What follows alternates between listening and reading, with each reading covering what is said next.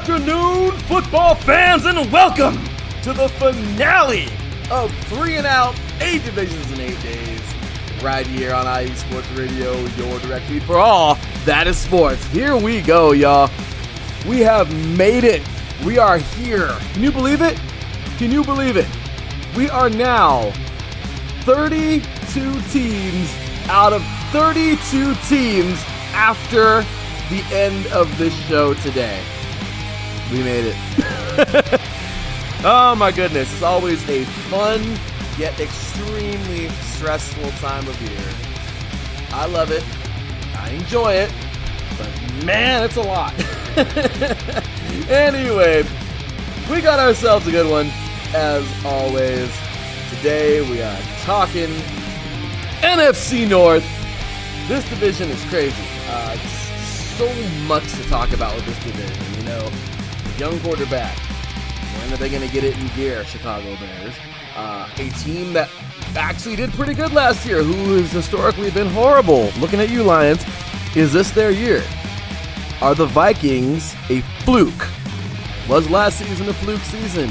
And, well, a young man by the name of Aaron Rodgers sat behind a legend by the name of Brett Favre. Now, a young man, Jordan Love, sat behind who that young man, of course, became a legend, Aaron Rodgers. Will Love be that next player to step up and be what Rodgers was years ago? I don't know. It's fun, though, to talk about it, right? Today, we got so many great guests coming your way. 4 more, y'all. We have made it through 28 teams in the NFL. And we have, of course, just 4 more to go. Today, we are heading up north, NFC North to be specific, the coldest division in the NFL. And oh yeah, we got football later on today with the NFL Hall of Fame game. Looking forward to that. And well, we're going to end off our show. And here we go. You are now tuned in live to 3 and Out, 8 divisions in 8 days, the conclusion of NFC Week, the conclusion of the entire series for this year. And you are listening right here on IE Sports Radio, your direct feed for all that is sports.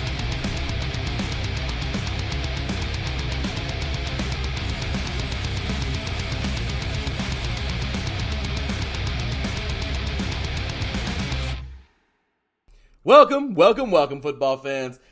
Here we go. This is it. We have made it. It's time to rock and roll, and well, it's oh my goodness, I can take a breath. What a year. I mean, really, what a year. It's been so much fun. These last couple of weeks has been so great, and I have just had such a fun time recording all these interviews. Like I said, the stress has been high. Just, getting everything situated from life stuff and getting the whole, teaching credential and my second master's out of the way and get ready for that internship and all these great things. On top of that, just getting all of these things done here at the station. Just on top of that, just, making time for life, doing awesome things with my beautiful wife. And just, on top of that, doing our podcast, planning for it, doing this, trying to get 3 and Out situated this year. You're going to be so excited for 3 and Out this year, you guys. It's a whole new thing, whole new deal. You're going to love it. But we got that going on. Taryn and I are getting ready for 3 and Out, 8 divisions in 8 days, starting on Saturday.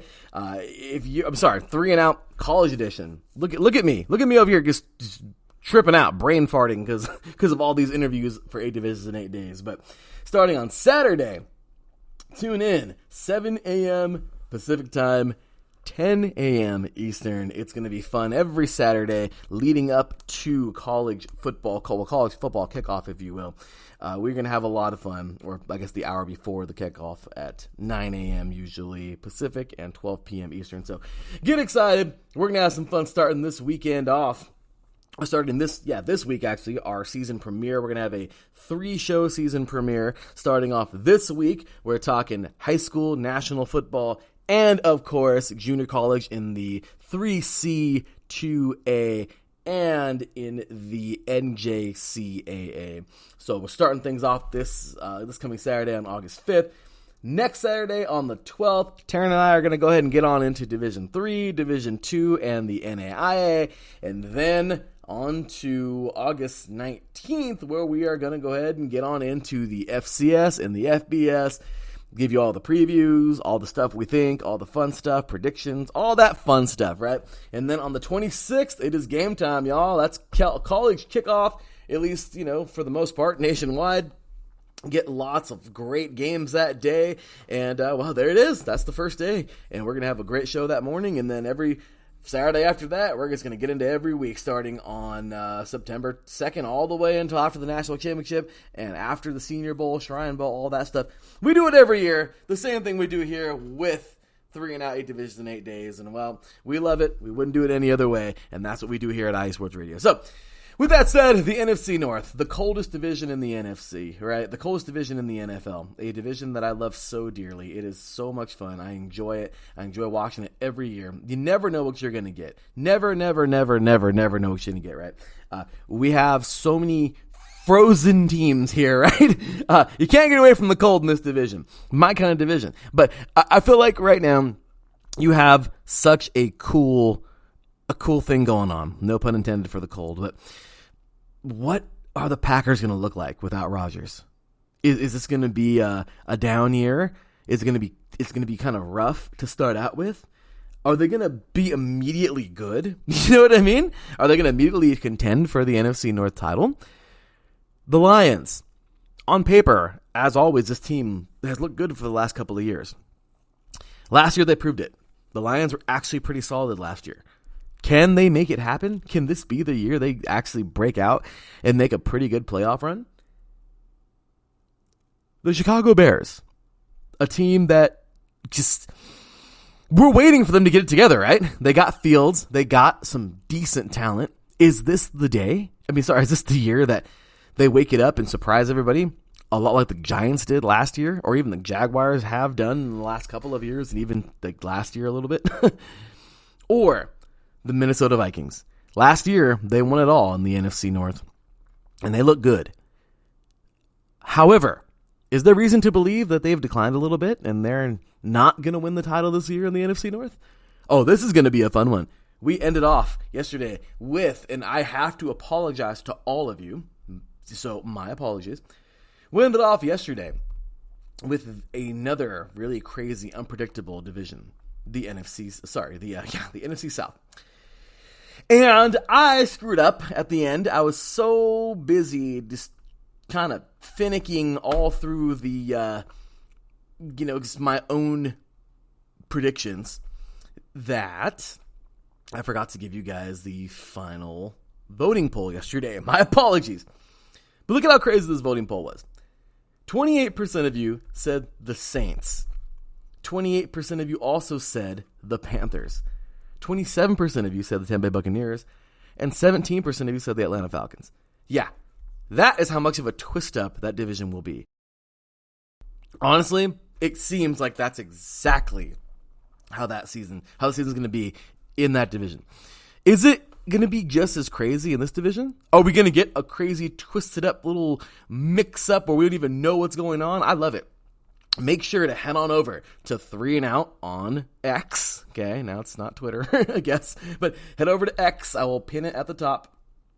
The voting poll. Head over to X and check us out at 3 and Out, all spelled out, 3 and Out, IESR. And the voting poll is now pinned to the top. Let us know who you think is going to win the NFC North this season. Right now, we currently have the Minnesota Vikings in the lead with 38%. We have the Detroit Lions in second with 33%.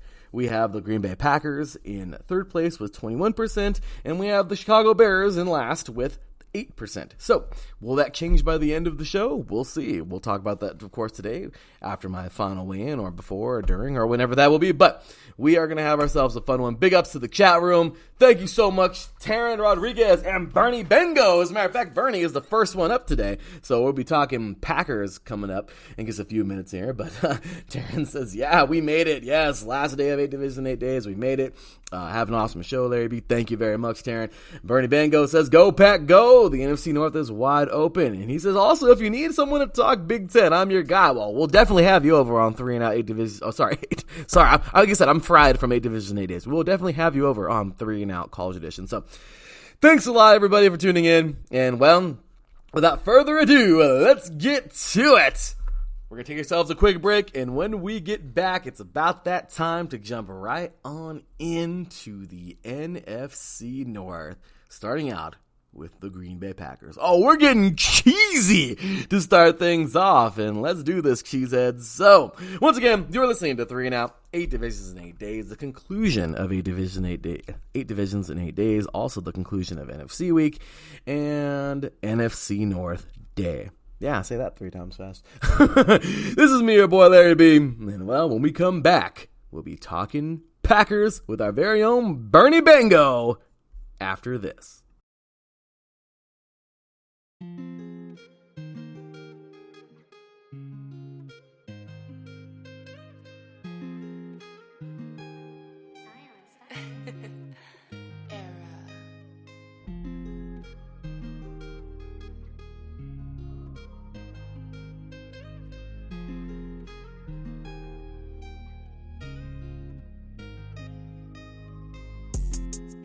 What's good, everyone? It's Drewski, the host of Heart of Texas Sports on IE Sports Radio, your direct feed for all that is sports. On this station, we cover everything in the Dallas-Fort Worth, Texas area. From where we cover the Dallas Cowboys, the Dallas Stars, Dallas Mavericks, Dallas Wings, Texas Rangers, TCU, SMU, we cover it all right here every Wednesdays from 9 to 10 p.m. Central Time. Make sure you stay live with me on the Heart of Texas Sports on IE Sports Radio, your direct feed for all that is sports.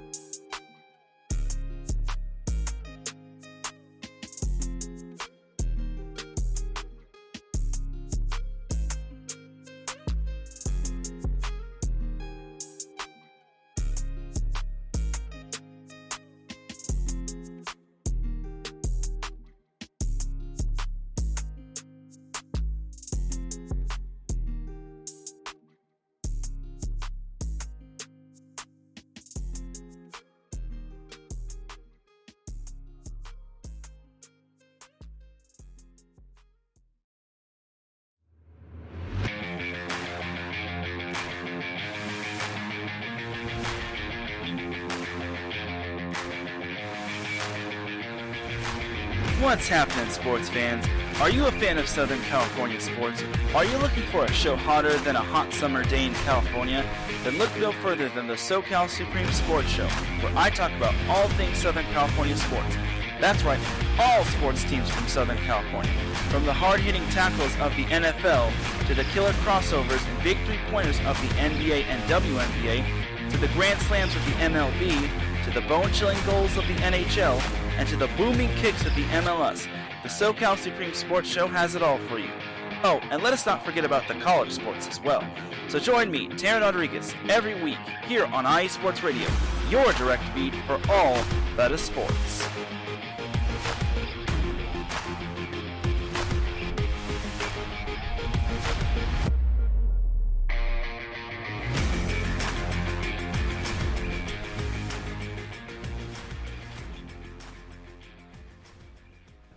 Welcome back, football fans. Well, here we go. We are jumping on the fast track, y'all, because the final day of 8 Divisions in 8 Days is here. My goodness, it seems like just yesterday we were starting things off with the AFC West last Monday, and here we are, already on to the final day. Can you believe it, you guys? We have 28 teams covered. We have 7 divisions covered, and today, well, we're finishing off with the Final Four, and we are going Packers, Lions, Bears, and Vikings. And, well, to start things off here today, we're going to go way up north as we talk the cheesiest team in the NFL. And, well, with that, we also got to bring on the cheesiest host here on IE Sports Radio. Ladies and gentlemen, you guys know him as Bernie Bango. He, of course, is the host of our Wisconsin show here on IE Sports Radio, Big Cheese Sports, every Sunday at 1 p.m. Central Standard Time. This dude is amazing. So glad to have him here today. And, well, he's going to lead us off. Without further ado, ladies and gentlemen, Bernie Bango. What's going on, brother? How you doing today, man? Hey, good to be here. Thanks for having me, LB. I live, breathe, sleep, eat sports in Wisconsin. The cheesier, the better. You know, if I can stuff it with cheese, melt cheese on top, whatever, man. It's been a passion of mine for a long time. I studied in college for a little bit, and I'm so glad to be on the air here on IE Sports Radio, doing my thing. And I'm so pumped to talk about Packers today. We're starting a new era, the love era, and it's exciting. It's an exciting time. We haven't had something like this, 15 years, when we transitioned from Favre to Rodgers.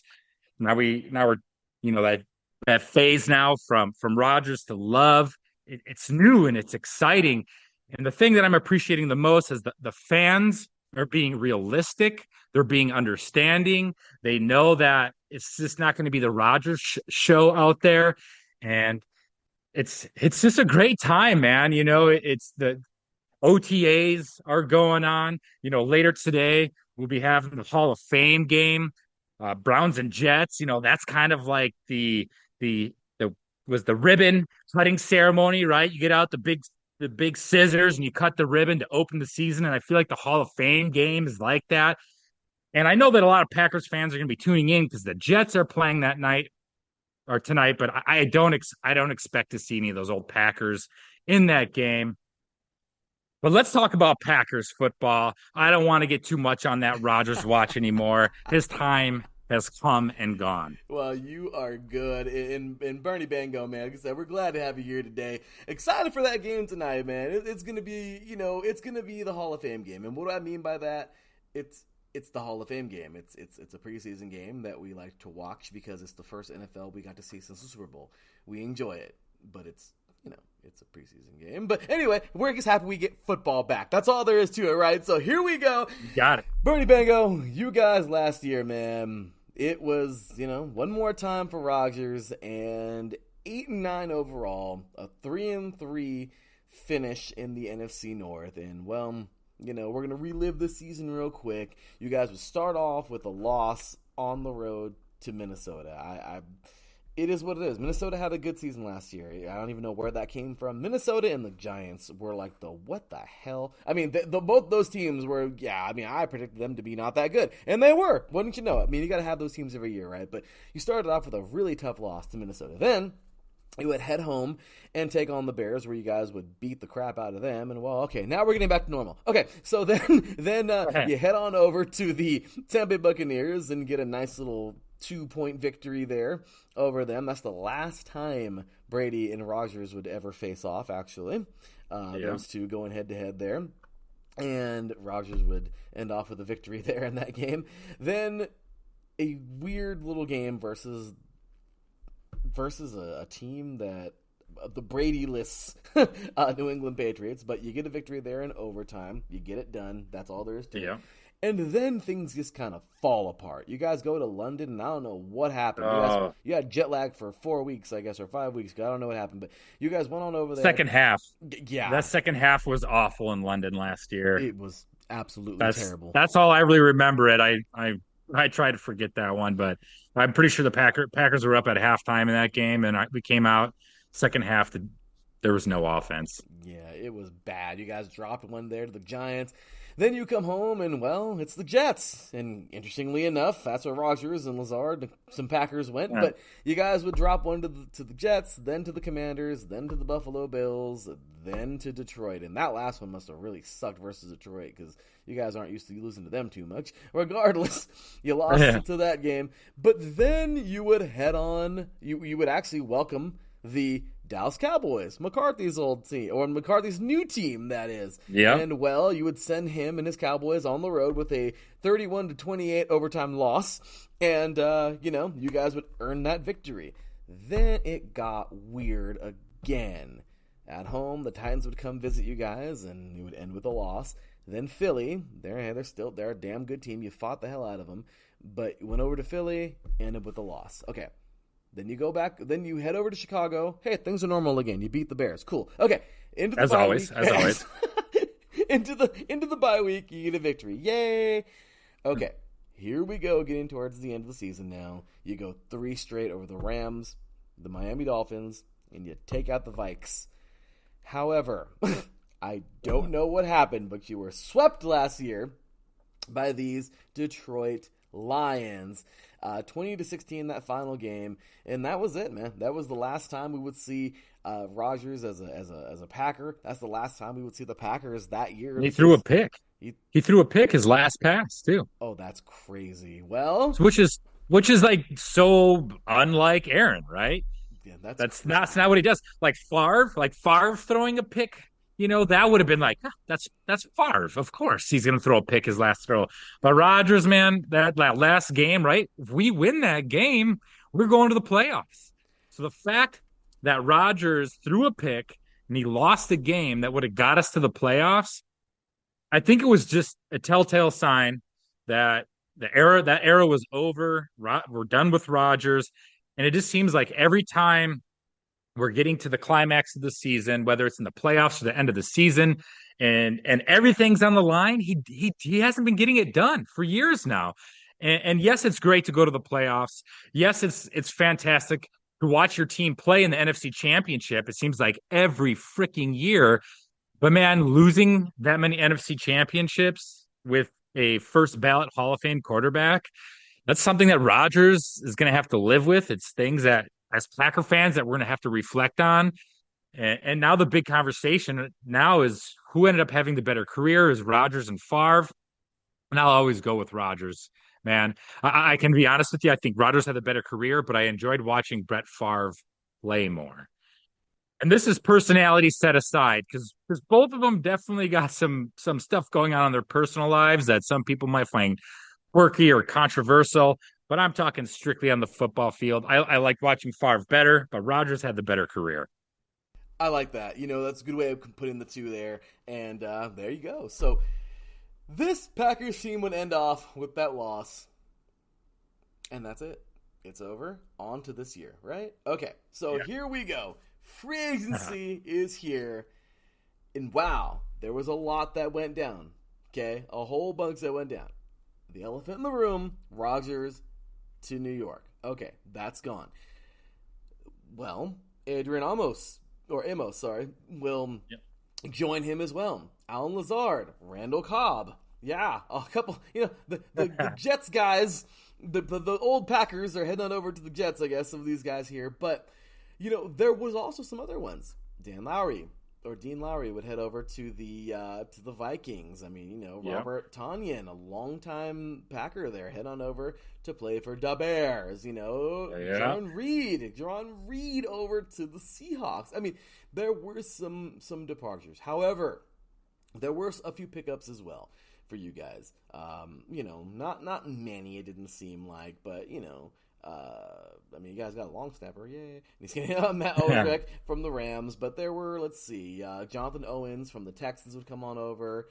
He's better known as Simone Biles' boyfriend. Oh my gosh, Jonathan Owens. You might know him better as Simone Biles' boyfriend. No, I'm just kidding. I'm just giving him a hard time, man.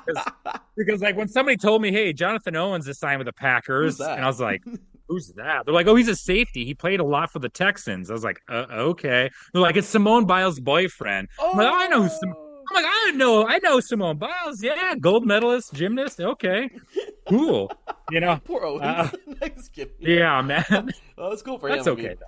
Yeah, that's all right. That's awesome. Well, good for him. But so that would happen. Tavarius Moore heading over from the Niners, very strong Niners team. He's a Packer now, but pretty much it's kind of crazy, kind of a quiet little free agency there. But who were your biggest pickups and biggest departures in this offseason?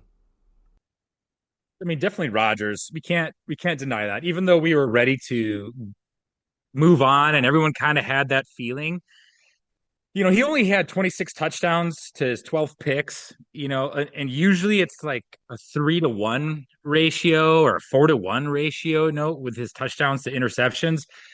He's been holding onto the ball longer. It's like less yards per game, but he's still a Hall of Famer, right? He's still a Super Bowl champion, 3-time MVP, right? Like he's done things and he's still got some left in the tank, but that's a big departure. Lazard and Cobb, both of those guys are like utility wide receivers in my mind. I know in Green Bay they're like 1 and 2 guys, but I'm just thinking anywhere else these guys go, they're going to be 2, 3, or 4 as wide receivers.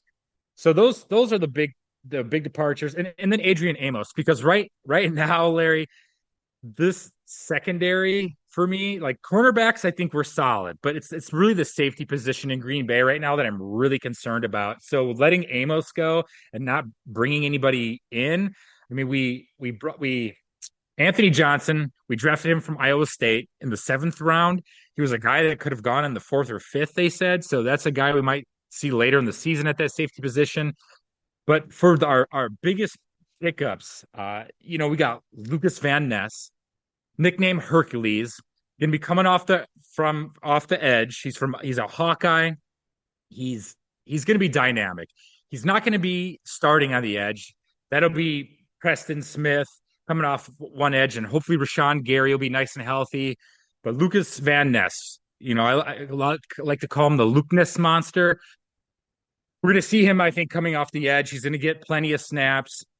He's going to be a big thing on our defense. We really need him to play big. Then on the offensive side, our big pickups, mostly through the draft, was Tucker Kraft and Lucas Musgrave, 2 tight ends, right? Musgrave came from Oregon State.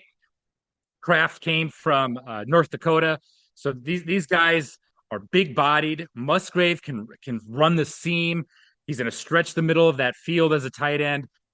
The thing is, though, as big as those tight end draft picks were, tight end is like one of the hardest transitions from college ball to pro ball.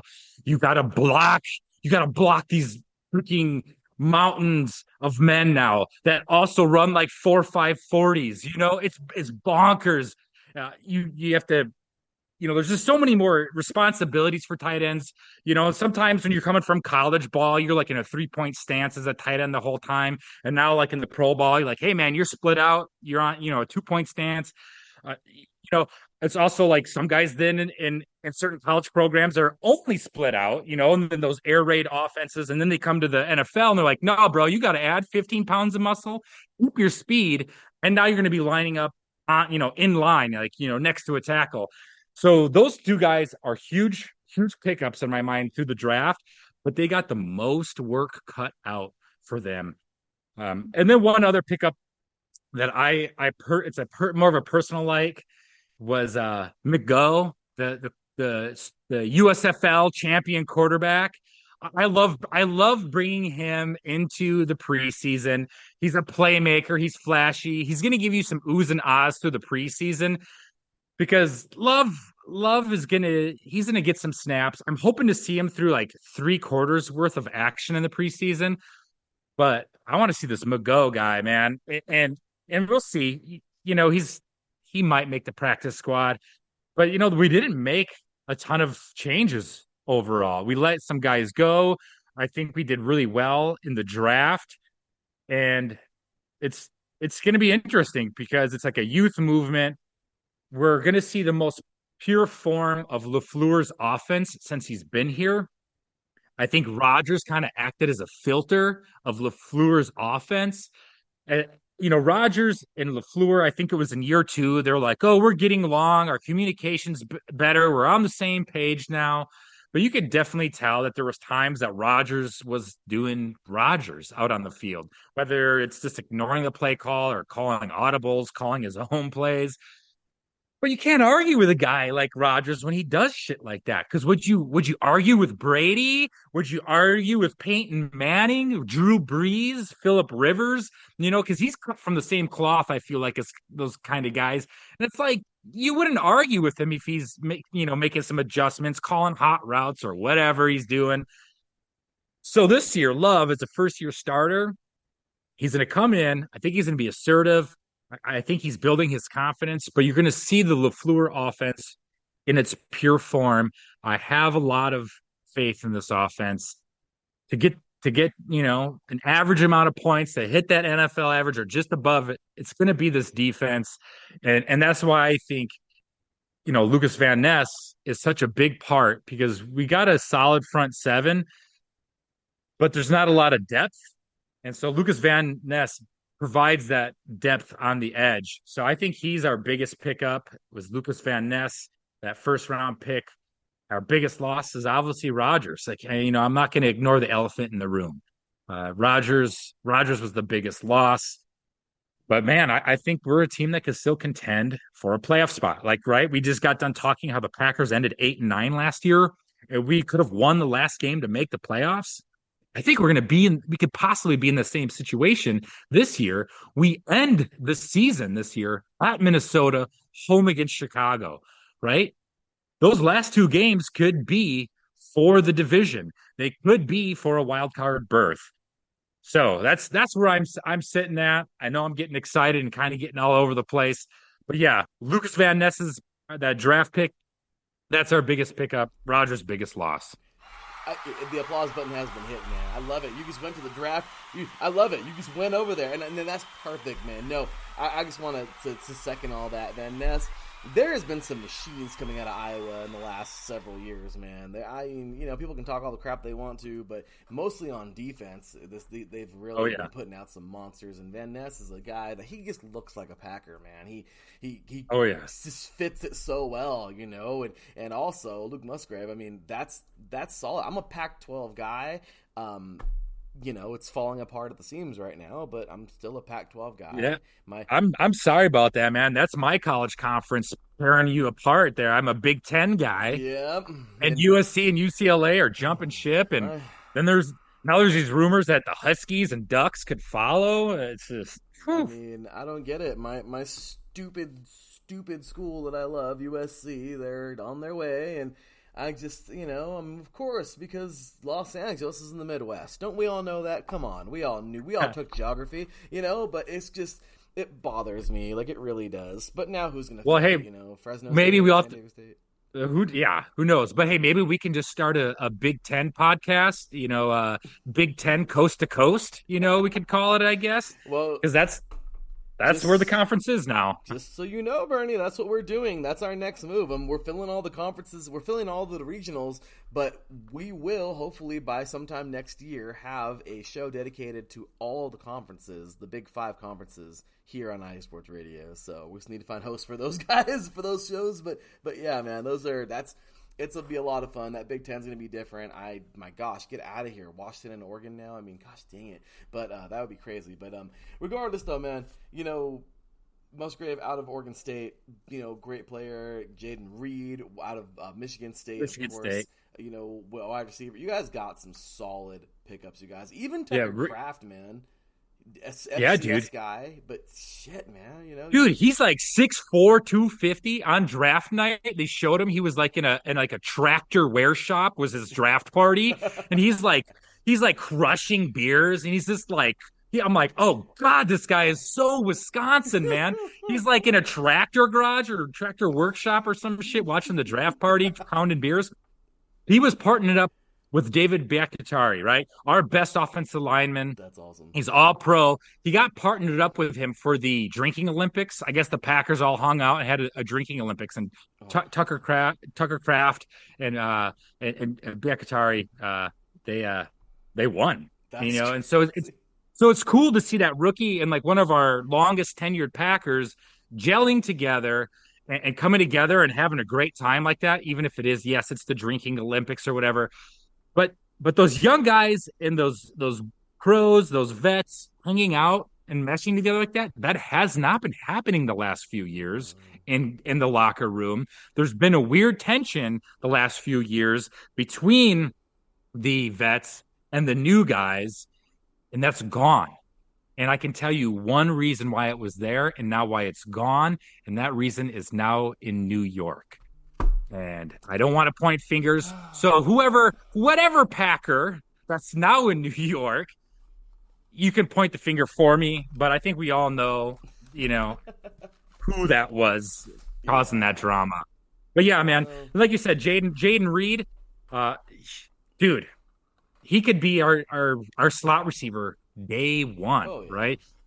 It's crazy. We could have our 1 and 2 wide receivers could be year two guys, and then Jaden Reed, a rookie, could be our third, our slot receiver.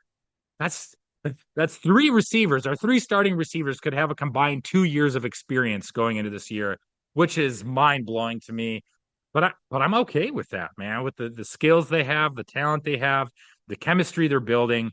I have confidence in them finding a rhythm and and getting the job done and getting some big wins. I can totally see it, man. The Packers, I mean, you're not dead in the water yet. I mean, this team, everyone's writing them off because Rodgers. But once again, we'll see what happens, man. Continuing, man. Colby Wooden out of Auburn, defensive end there. I mean, you guys got some solid players, man, in the draft. So I'm excited for you guys. I think this team has it's a new beginning, as you said earlier. And you know what? That's exactly what every time it should be. The Steelers right now, without Big Ben, it's a new beginning. It's a new era, Yep. So it's just you guys doing your thing on your way. And as of right now, man, these Packers look like they're ready and raring to go, man. As of right now, there's a lot going on.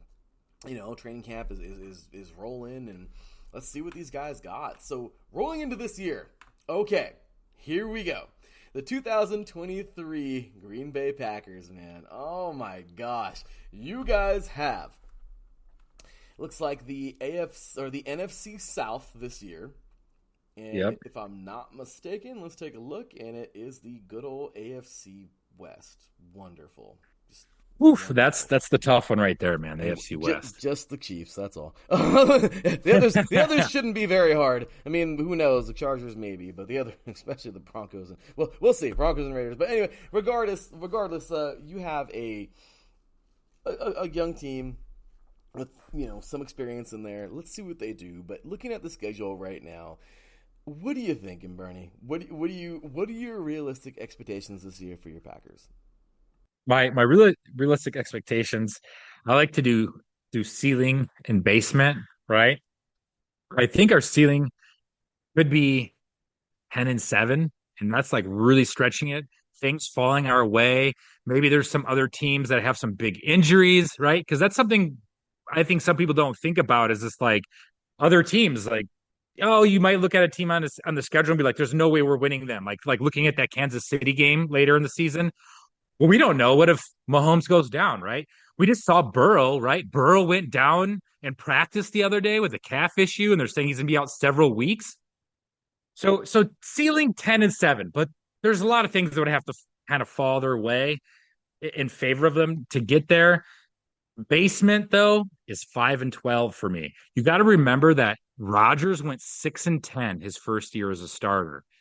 So Love, first year as a starter, it wouldn't surprise me if he had a rough time or had a rough go, or if this defense. Listen, we have 8 first round picks on this defense. The defense should be out there dominating, but we haven't been. We're always ranked in the 20s or near the bottom for run defense.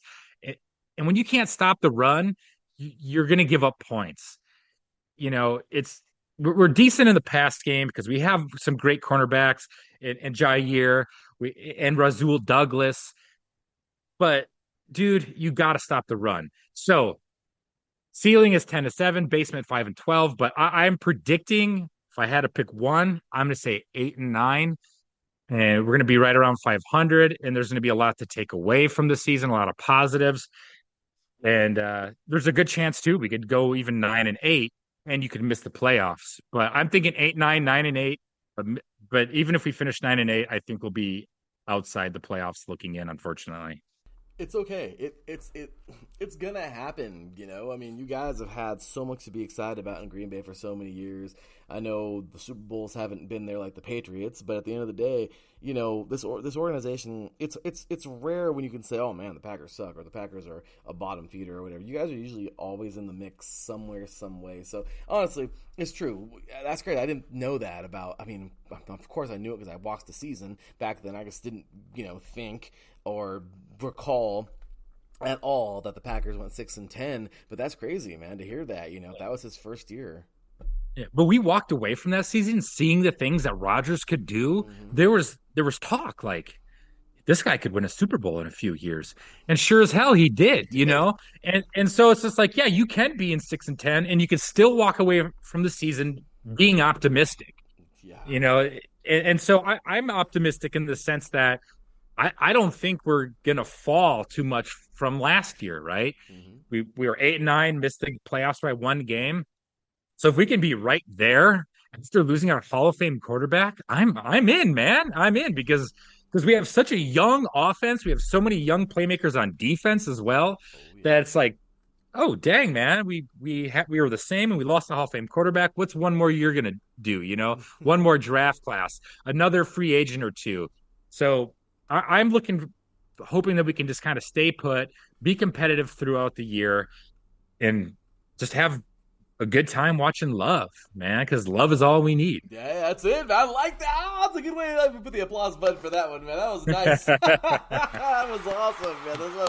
Okay, well, we have reached the final segment here, and boy, this one is always the fun one. I mean, the whole thing is fun, but oh man, if this last part is not fun, oh my goodness, we've had countless laughs and lots of things said in this last segment called "Stick It to 'Em." Of course, Bernie, you just told us how you think the Packers are going to do this year. Now you can tell us how you think those other three teams that you can't stand, and they can't stand you right back. Rivalry, we got to love it. You tell us how you think those three teams are going to do this year. And, don't get too crazy, but you can sprinkle a little bit on top and let us know how you really feel about those teams. So, Bernie Bango, without further ado, good sir, stick it to them. All right, I'm gonna stick it to him, man. All right. And I'm gonna start with who I think is actually going to win the division. I'm gonna try to stick it to them, but at the same time, I also feel sorry for them. This. It's the Detroit Lions. The last time they won the division, it was the NFC Central. It wasn't the NFC North. The last, did you know the Tampa Bay Buccaneers won this division more recently than the Detroit Lions? So yeah, dude, they've been awful. I think the last time they won it was Barry Sanders was on the squad. So, Detroit Lions, I'm sticking it to you. But at the same time, congratulations. You've done it. You've broke almost a 30-year drought. You've won the NFC North, and you're going to lose in the first round of the playoffs. So, good job. That's my Lions, man. There they are. It's okay. But here we go. Vikings, man. You guys aren't the most delusional fans in the division right now.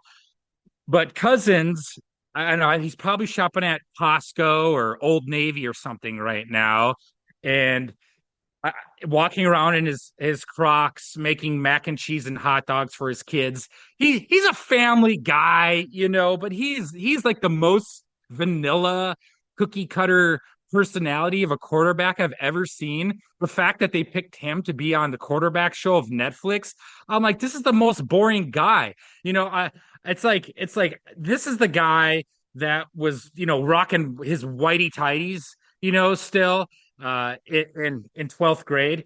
But like Kirk Cousins is a strange guy, but he's a good family man. But he's never going to win a playoff game beyond the one that he did where the Saints, I think, fell down on pass coverage. But Vikings, man, you guys, your defense is falling apart. You're not going to win the division. I know a lot of Vikings fans think they're going to do it, but Vikings, I think they're a 7-10. They're going to be third in this division, and the reason why they're purple is because they're choking so much, and so it's just like, man, I know they were 13-4 last year, but get this, right? Their point differential was -3. You won 9 more games than you lost, and you scored 3 less points than your opponents. How in the hell, man, do you do that? So, Vikings, I'm sorry, the cards do not fall in your favor this year. You have the biggest drop in wins in the NFL, I think, this year. Going from 13 wins, you're going to win maybe 6 or 7 games this year. Vikings, enough said. Now for the Bears. Our host over at Chi-Town, Adam Karnick, is like the nicest dude. One of my best friends in the Army, another Bears fans. But I cannot believe I don't know if they're eating magic mushrooms, if they're taking LSD or what hallucinogen they're on. But the fact that they think Fields is going to be some sort of all-pro quarterback this year, he have a better chance being an all-pro running back. And it's just like I would like for him to be good because when all the teams in the NFC North are good, it's better for the North. But the Bears are going to be terrible again. They won 3 games last year. And what did they do? They picked up DJ Moore. That's what's going to fix them. They think they're going to go from 3 wins to 10 or 11 wins to win this division. I don't know what they're smoking, what they're drinking, what pills they're taking. But can I have some? Because I would sure like to go into this season thinking that the Packers are going to win the division. But the Packers have a better chance than the Bears do. It blows my mind. It's unfathomable, LB. I'm usually really generous and considerate of the Bears. I respect them, the fact that they play outdoors, in the North like the Packers do. The Lions and Vikings, they got to hide their little twinkle toes in their dome and warm it up. And the Vikings got to blow their dumb horn every time they get like a 2-yard gain. Those two, if you want to consider yourself the king of the North, get your ass outside and play football like a real man does. Okay, quit hiding in the domes. That's the one thing I can respect for the Bears is they play outdoors. But man, maybe their fans have brain freeze. Maybe they're too close to the windy city, like to the wind coming off the Great Lakes or whatever, the lake effect that's having on their brains. But dude, the Bears, man, they're bad, and they're not. They'll win 6 games at most this year. So here you go, Bears fans. Here's the good news. You're going to win twice as many games as you did last year. The bad news is that's still going to be 6 wins. So there you go, man. I let them have it. I'm sorry, Adam. I'm sorry, my buddy Brett. But that's it, man. The Bears are bad. I got to stick it to them. They lost 10 straight last year to end the season. You think you're going to come and win 10 straight or what? It's just get real. Get some real expectations. Like I'm over here hoping the Packers can be 8-9 again. You think you're going to go from 3-14 to 10 wins? It's mind-blowing. Okay, I'll stop, man, because I'm getting wound up just thinking about it. Let me hit the applause button one more time, man. Ladies and gentlemen, Bernie Bagel gets stuck it to him.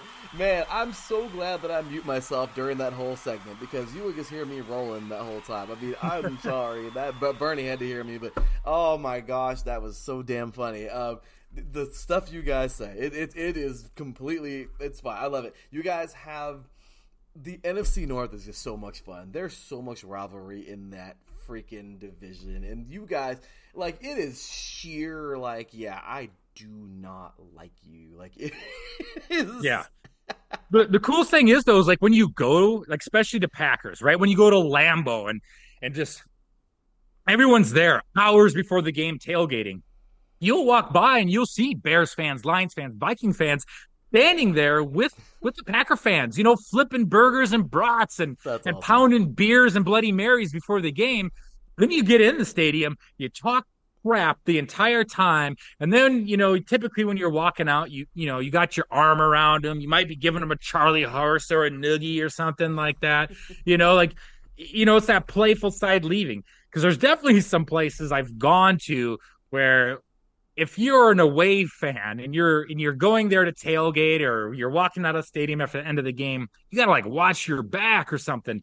But in the NFC North, man, that's the one thing I do love. The rivalry does get intense. There's a lot of crap talking. But at the end of the day, we clink our beers, we say cheers, and we're going to be playing for another 100 years. So it's the NFC North, man. It's good stuff. It's the best division in football. I love that. It definitely is. For my opinion, one of the best. The coldest for sure. And just a division that I love to watch every year. Bernie Bango, man. Where's an applause button again, man? Thank you so much.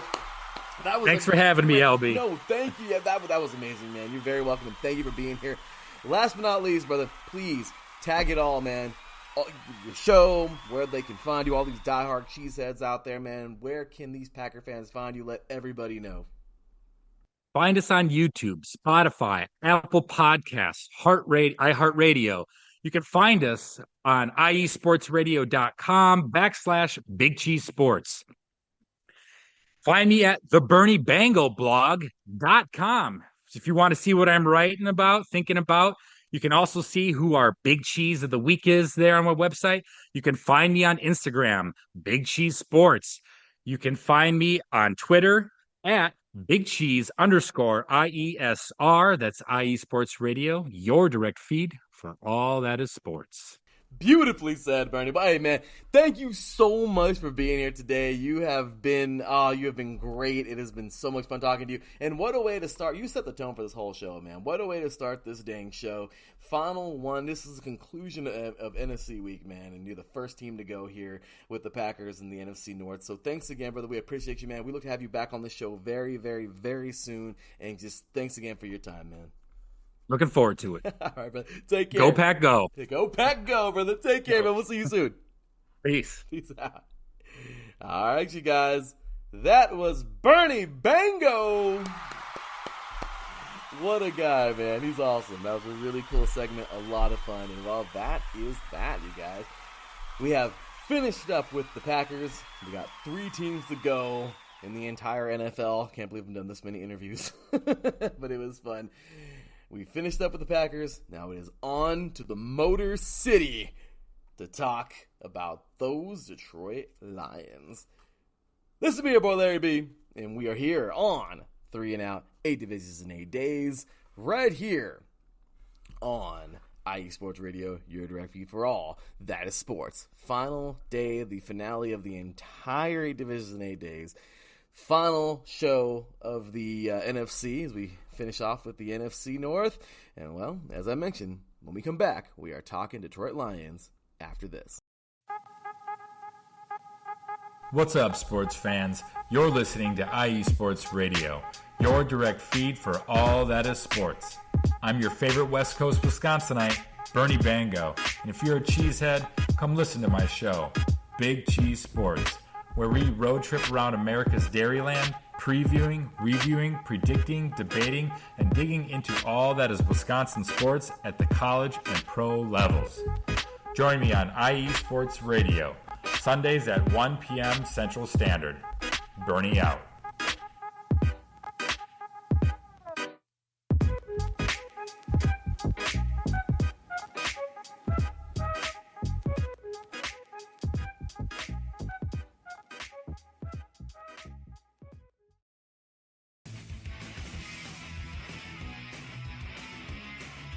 Hello, everyone. My name is Daryl Kinsey Jr., and I'm welcoming you to take another lap with the fastest show on IE Sports Radio. Yes, this is the Extra Mile with me and my co-hosts Christopher Lehman and Michael Ward. We talk everything racing from NASCAR to IndyCar to Formula One to limited hydroplanes, endurance racing, the NHRA, and more.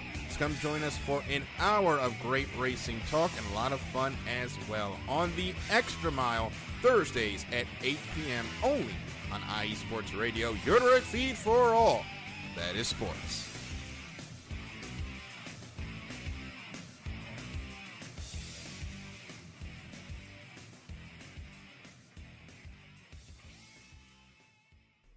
Welcome back, football fans. Here we are, 1 team down, 3 more to go in the NFC North, and believe it or not, 3 more to go in the entire NFL as 3 and Out, 8 Divisions in 8 Days winds down to its conclusion as we are on the finale today. Coming up later tonight, I'm telling you, be excited, Hall of Fame game. Jets and Browns is what it is, y'all. But at least we get NFL football back. So, with that said, we just finished talking to Bernie Bango about his Packers. And, well, here we go yet on to another IE Sports Radio host. He is the host of Lions, Tigers, Pistons, and Wings, oh my, on Thursday evenings at 10 p.m. Eastern. And, of course, he is half of the Neutral Zone here with Adam Karnick on Tuesday evenings. Of course, they're taking their break now, their well-deserved break after a very long hockey season. But glad to have him here today. Once again, ladies and gentlemen, the host of Lions, Tigers, Pistons, and Wings, oh my, our Michigan-centered show here on IE Sports Radio, Zach Pupless. What's going on? How you doing today, brother? Hey, good, Larry. How are you, sir? I am doing my best, and thank you very much for being here today, man. I know it's been a it's been a busy weekend and everything, but hey, man, thanks again for being here tonight to talk Lions. Yeah, of course. I didn't even know that game was going on today, the Hall of Fame game, so I'm excited to watch some football tonight. No, okay, so let me explain. I always talk as if it's the day. This show is going to be on Thursday. This will be live on Thursday. So yeah, I'm talking as if the game actually, it's Sunday. We're recording this last Sunday, but this game is going to be coming up on Thursday. So. You got my hopes up. Come on. I know, right? So anyway, guys, we are up north. Now, we're always up north in the NFC North, but we are now over in Michigan, in the Motor City, to talk all about these Detroit Lions. And, well, I'm excited, and I hope you are too, good sir. So here we go. Let's get with it and talk a little bit about these Detroit Lions. So let's go ahead and start off with a recap of last year. Not the worst. We talked last year on the same exact show. It wasn't the worst, man. It wasn't the worst. We talked about this team having a pretty solid record, a solid team, and they just need to put things together. And man, you know what? Not a bad year. You finished over 500, 9-8 overall, 5-1 in the NFC North, and there it was, you guys. There it was. So we started off the season with a loss to the eventual NFC champions, the Philadelphia Eagles. Not a bad thing. I mean, it was a real slim little loss. Then you get a victory over the Commanders in week 2. Sweet. Then there was like a million-game skid. My goodness, you guys lost 1, 2, 3 into the bye week, and then 4, 5 games straight. Come back with victories, a big streak now, over the Packers, the Bears, and the Giants. Nice little 3-game win streak. You lost to the very, very strong Buffalo Bills by just 3 points. Okay, very good game there. And then it was another 3-game win streak over the Jacksonville Jaguars, the Minnesota Vikings, and the New York Jets. Then it was a loss to the Carolina Panthers. You just didn't have it that game, but you finished out with 2 victories over the Chicago Bears and the Green Bay Packers, 2 NFC North rivals. What a ride, man. I mean, you guys look pretty okay. You missed the playoffs. However, it was a good season, and this team is looking like they're going in the right direction. So, Zach, talk to us about, give us every raw emotion last year as a Lions fan. Oh, man. I'm looking at that Bears game from New Year's Day, and that was just a total woodshedding, 41-10. I was loving that one, that for sure. Yeah, but yeah, that game against Buffalo on Thanksgiving, that was a close one, close loss. Where I live, I'm not always able to watch the games live, so more often than not, I'm listening to it on the radio, and so anytime they're on prime time or the holidays where there's not many games on, it's like, oh sweet, we actually get live broadcast. That's amazing. So being able to watch that game was great. Yeah, I was just kind of heartbreaking towards the end because it was like, oh my gosh, we got a chance here and we couldn't. It was the most prototypical Lions thing ever, the epitome of the Lions, that we got this close and then we blew it. Yeah, but definitely it was hard to believe that they, any other Lions team, I feel, with that kind of losing streak during the season probably wouldn't have been able to recover, but that's showing a change from teams of the past, showing more grit with this team, that they're able to bounce back and go on multiple couple game winning streaks. What else? Oh, and then the very last game of the year, I mean, we did wind up missing the playoffs, but had things broke a little differently, we could have made it. And I guess as a fan, that's all you can ask for, is to at least have your name be mentioned on that last last game of the season with a still, might have been a small chance, but still a chance to make the playoffs. Zach, well said, man. I mean, it's optimism. I love it. This is optimistic, man. Usually we're used to talking about the Lions. I mean, it's hilarious, man. A couple years back when you accepted the Michigan show and you were doing a great job of it, but when you took this show, man, here on IE Sports Radio, you were talking all about a very funny little I guess mantra you guys lived by over there in Michigan. Well, at least for the Spartans fans. And you said, as long as the Spartans are winning, the Lions cannot hurt me. I'll never forget that. And, right.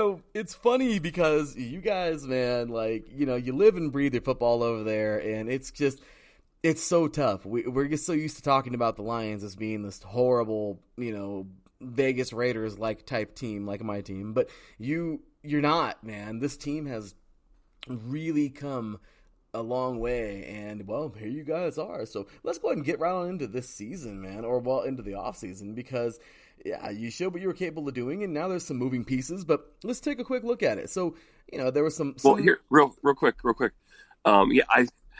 I do remember me telling you that, because the Spartans were undefeated up until week 7 or week 8 in that 2021 season, but I thought we were going to go with was the mantra of same old Spartans or same old Lions, which thankfully we've been able to shed for the most part. But I have a buddy who's a big Lions fan too, and so he would, he'd post after every game, and it's almost like one of these things. It's the hope that kills you. It's like it's like my golf game. It's terrible for the most part, but every once in a while you have a good shot that just keeps you going. And like if you were terrible the whole time, you'd give up, right? But like that one little glimmer of hope keeps you going, and it's like a drug, and you get addicted to it, and it's probably not healthy for you. I love that. No, I love that because it's funny because you hit it on the head, man. I don't know, this Lions team, man, it's giving you guys fits for years. So hopefully, once again, we look at a team that's really coming, and you guys, the same old. Let's hope you break out of it, man, because I think these Lions look pretty. Let's just say this season looks really up for you guys. So take a look at this off season, man. There were some moving pieces. Okay, so Jeff Okuda. Remember, you guys drafted him a couple years ago. Well, he's on his way over to the Falcons. However, Graham Glasgow was on his way over to the Lions from the Broncos. Returning to the Lions. Returning to the Lions, that's right.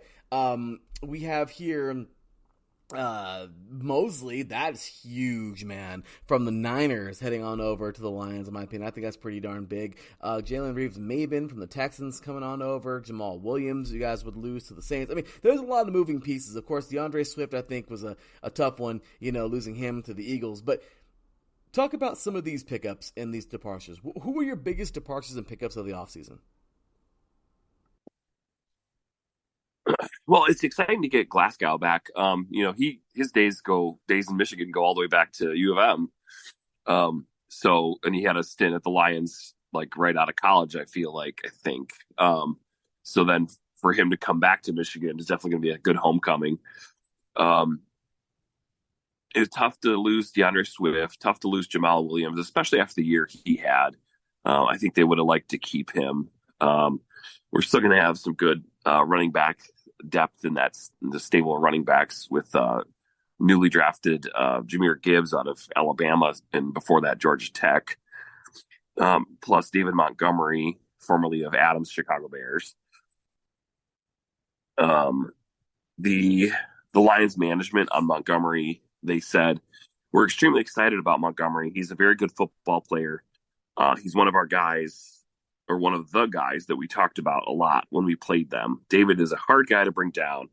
Ever since his days at Iowa State, he's always been at the top of his forced tackles missed list. He's a hard guy, a tough runner, good runner. He's good in the passing game. He's overall a great addition. So I think with Jahmyr Gibbs and both David Montgomery are going to be good additions. I forgot that we lost Okuda, to be honest. Marvin Jones Jr., once he's back like healthy, I think he'll be a good addition. as excited as I am about the running back room, I'm kind of a little concerned about the wide receiver room since Marvin Jones Jr. is out. Jamal Williams is suspended for the stupid gambling stuff. Like, come on, dude. Just do it at home, do it at a hotel, like just not in the facility. You would have been fine. Like, so yeah, I think those are some of my biggest takeaways and additions for the off season. And you know what? Good stuff there. I mean, and we take a look at the draft, man. And I mean, when we look at the draft, how about some of these pickups, man? I mean, overall, the draft was for the Lions this year. It was interesting. I mean, my goodness, Jahmyr Gibbs, running back out of Alabama. I mean, this guy is you guys lost Swift, but hey, this is pretty good. I mean, you got a solid player here from Alabama. You're getting quality here. You had 2 first-round picks, by the way, and it was so awesome. Jack Campbell out of Iowa. You guys get another much-needed piece on defense, and I wouldn't call him super-duper crazy, must-needed, but my gosh, I mean, he's going to make that defense so much better. And Sam Laporta out of tight end out of Iowa, another very good piece for that offense. And then another second-round pick, Brian Branch, safety out of Alabama. Once again, you know what you're getting. Hendon Hooker, quarterback out of Tennessee. You guys got some depth now. Yep. Yep. Broderick Martin, defense tackle out of West Kentucky. He's had some good seasons. I mean, look, man, overall, there's a couple more picks there at the end in the later rounds. But Zach, talk about some of these guys, man. I mean, what do you think? Immediate impacts? Where do you see their role? I mean, what do you think about your draft overall? I think that was a pretty good draft. I mean, either B+, A-, something like that. Jahmyr, I think might have been a little bit of a reach. He probably would have still been available a little bit further down. I mean, just the way, not necessarily a slight against him, but just the way running backs don't always get drafted early. What else? Hendon Hooker, I think, is an awesome pickup. I know all the Tennessee folks wanted him as opposed to Will Levis, but I think he's definitely some good backup material, and we'll see how he continues to flourish. Jahmyr Gibbs, of course. He's in the same vein as DeAndre Swift. I mean, we got Swift from Georgia, but and Gibbs from Alabama, but running backs in the Southeastern Conference are generally really good. Go through a couple of those other names again. I had another point, and I forgot who else you said.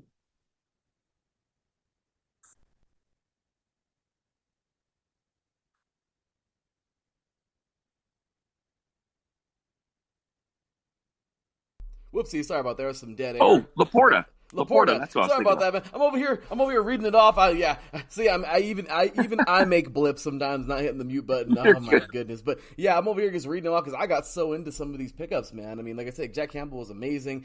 Laporta, of course, is Hawkinson. He was the last great tight end, at least I thought, for the Lions. I think he's gonna be pretty solid. Brian Branch is a major pickup at safety. I can't believe he fell to the second round. So yeah, man. So anyway, sorry for the little dead air there, but yeah, man, absolutely great stuff there, man. You're good. I was trying to make that same point about Laporta too. Like, we're definitely going to miss Hawkinson, but I definitely feel that Laporta. We're just hoping he can at least be somewhat, fill those same shoes as Hawkinson, or if he can be even 50% of what Hawkinson was. No, absolutely. I think so, man. I mean, letting go of him was hard. I remember when he was drafted years back, and Hawkinson was an animal, man. Solid athlete.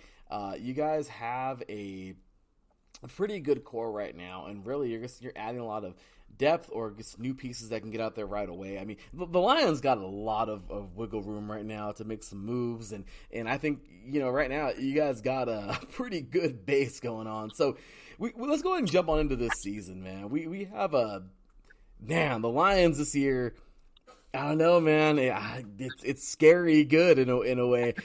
You guys are taking on. It's nice to get excited for the Lions. You guys are taking on the AFC West. And you are also taking on, from what it looks like, the NFC South, if I'm not mistaken. So the AFC West and the NFC South. Okay, and then a couple outlier teams in there. The Cowboys are sprinkled in with a few other teams. But I'll tell you, man, looking at this season this year, what are you thinking? I mean, are you pretty excited? Do you think you guys have a pretty solid, chance to actually make a run for the division? I mean, what are you thinking about when you look at this?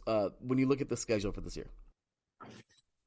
Sure. I'm super excited for all the primetime games. That means more games that I can watch live. It's just weird around here. It's not like, if we were in the shadow of the stadium and like, okay, you'd figure they'd be blacked out. But here it's just like, no, we'd rather show the Colts or the Bears or the Packers or, the Jaguars or some random team, Tennessee, Mike, that's just stupid. But, but yeah, in terms of the season as a whole, I mean, I feel like Game of Thrones, King of the North, like we have a chance. Like with Aaron Rodgers out, anything could happen. And so with Goff and Cousins being the most experienced quarterbacks left in the division, I feel like it's going to come down to Minnesota or Detroit. And my boy Kirk, being a Sparty himself, they went 13-4 last year, but they lost to the Giants in the playoffs in the wild card round. I'm like what the hell happened there? Like I just, they just fell flat on their face in the playoffs. So that was hilarious. But, the way the Lions were, they're being just over 500 to finish the season, hoping for an even better year this year. Having just missed the playoffs by a hair, I would expect playoffs or bust this year. That's actually pretty fair to say because you guys have a solid core, right now I'm telling you, man, if you look at this Lions team, there's not a lot. Last year, I'm telling you, Zach, it was funny. We were on here last year and we were talking about how this team can actually be much better than they've been in previous years. Right. And I'll be damned. Look at this, man. You guys made a pretty good run, Right. And we look at the rest of the division and you're right, man. I mean, of course, you could talk about those guys coming up in a few moments, but I mean, you look at the rest of the division and I don't know, man. I just Rodgers ain't there no more. There's still a youngster over there behind center in Chicago, and how is that team really looking? And the Vikings, was it a fluke? Was that a one-time deal? And if that really is the case, that is the recipe for you guys to just run the North. I mean, honestly, man. This team is the only team personally that I can see that's coming back super duper solid this year is the Lions. So, I mean, Zach, I don't know, man. I think that old mantra of as long as the Spartans are winning, the Lions can't hurt. I don't know, man. This year, I think the Lions are gonna make a lot of people happy up there, at least from what it looks like. So okay. After the year Michigan State had last year, we'll just have to flip around the mantra this year. As long as the Lions are winning, the Spartans can't hurt me. I love it. Well, hey, man. No, you guys have a real chance, and this is a very special team right now. They really are. Yeah, you talked about playing the AFC West. Like that first game's against Kansas City. I don't give them much luck in that one, much chance. But a lot of these other games, I mean. Seattle, we stand a chance. Atlanta, Green Bay, now that it's out without Aaron. Yeah. Carolina stands a chance. Tampa Bay without Tom Brady, we got a chance. Baltimore, if Lamar's, I guess it depends on if Lamar's healthy or not. Your Raiders, Monday Night Football. That's a victory for you guys all day. That's easy. Well, you got Garoppolo now. You think he's going to do better than Derek Carr? So about these Lions, man, this is going to be a good season for the Lions, man. I'll tell you, the Lions are pretty good. Excuse me. I'm the one doing the interviewing here.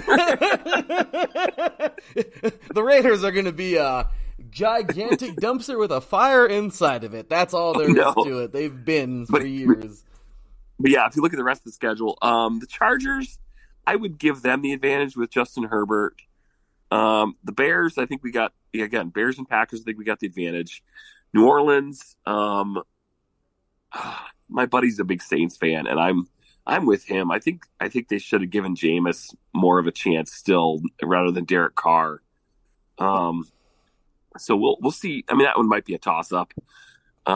Chicago, we got a chance. Denver, oh my gosh, they were hot garbage last year. Minnesota, okay, so again, and that's exactly how the season ends. Is the last two of the three games at the end of the season are against Minnesota, and that's probably how it should be because I feel like that's what's gonna decide the division. No, I completely agree, man. So, okay, so we only got a few minutes left here, but Zach, let's have a little bit of fun at the end of this thing, man. We did it last year. You had a fun time doing it last year. Well, let's do it again this year, man. A little segment at the end called Stick It To 'Em. And this is the segment where you get to stick it to the rest of the NFC North. There's three teams that you don't really care for, and they don't care for you right back. You gotta love it. I mean, come on, man. Adam Kardik is one of them with the Bears, and, well, he has, let's just say Adam's not gonna hold back when he's going to be talking about these Lions. So, for sure. So let's do this, man. There are, of course, the Packers, the Bears, and the Vikings. You just told us how you think the Lions are going to do this year. However, you can now tell us how you think those other teams are going to do this year, and it's okay to sprinkle a little bit on top and tell us how you really feel about those teams. Don't get too crazy, but have some fun. So without further ado, Zach, stick it to him. Well, Minnesota, I think, is going to turn out like that Bears team a couple years ago when they made the playoffs. But then they were like, 12-4, and then didn't make it again ever since after the, double doink. So paper tigers in both those situations, I feel. Green Bay, you ain't got Aaron anymore. It's kind of like the little brother that gets picked on, and the big brother's going to come in and protect him. And well, your big brother's gone now, so you better be ready to face the music here, Mr. Jordan Love. And Chicago, I don't think Justin Fields has it yet. Good, sir. Let me hit that applause button because it was awesome, man. Well, I'll tell you, Zach. Thanks again, brother. That was a lot of fun, man. It's always great having you on this show, and I seriously look forward to having you back in the regular season. 3 and Out's pretty revamped. We're going to be doing a lot of StreamYard stuff, face-to-face stuff, so it's going to be a lot of fun. Can't wait to have you back, man. Thanks again for everything. Can you please let everybody know where to find you, social media, the show, everything you want to share, man. Let these Lions fans know where to find you. #OnePride. Sure. Lions, Tigers, Pistons, and Wings on Thursday nights, 10 p.m. IE Sports Radio, your direct feed for all that is sports. You can find me on Twitter @ThePupless. Great stuff as always, Zach. Thanks again for being here today, man. I really, really, really appreciate you being here. And I guess thanks again for all of your input tonight. I think your Lions are going to make you happy this year, man. And, hey, all the best to you guys. So thanks again, brother. We appreciate you. Thanks for being on the show, and we'll have you back very soon. Hey, sounds good, Larry. Thank you so much. Hey, it's all right, brother. Take care. Talk to you later. Bye. All right, you guys. That's going to do it for Zachary Pup. Let's give him one more round of applause. Awesome guy, man, and certainly looking forward to having him back. So anyway, y'all, that's going to do it for the Detroit Lions. We got the Packers and the Lions down. Well, next up, we got a pretty long interview. It's a good one, y'all. I know we're gonna have ourselves a fun one here, talking with Mr. Adam Karnik, Zach's co-host on the Neutral Zone. Tons of fun, and well, we're getting ready to talk about them Bears. So, once again, you were listening to 3 and Out, 8 divisions in 8 days, NFC Week, day number 4, the conclusion of NFC Week and the conclusion of 3 and Out, 8 divisions in 8 days. We're talking NFC North, the coldest division in the NFL. And when we come back, we're talking da Bears after this. Hey sports fans, are you in the market for Florida sports or just keeping up with the latest in the Panhandle? Palm Tree Sports is a dedicated audio hub to all things sports in the Sunshine State. We cover current events, big news, heavily favored opinions all across the NFL, NBA, MLB, and so much more. So come check us out every Saturday evening at 6 p.m. Eastern Standard Time.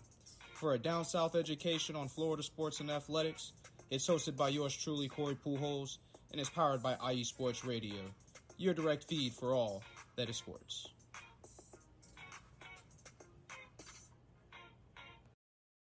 Hey yo, what's up? It's your man Bishop, the voice of This Is KC Sports, the show where we go over the Chiefs, the Royals, KC Current, Sporting KC, MU, and oh yeah, if we got time, we'll even throw in some of that KU stuff for my people on the 913 South. Come and hang out with us every Sunday, 2 p.m. Central Standard Time on IE Sports Radio, your direct feed for all that is sports. Welcome back, football fans. Alrighty, well, here it is, the conclusion of NFC Week and the conclusion of the entire 3-and-out 8 divisions and 8 day series for the 2023-2024 season. My goodness, it has been so much fun. I still can't believe we're on the last day, but we have all kinds of great stuff still coming, y'all.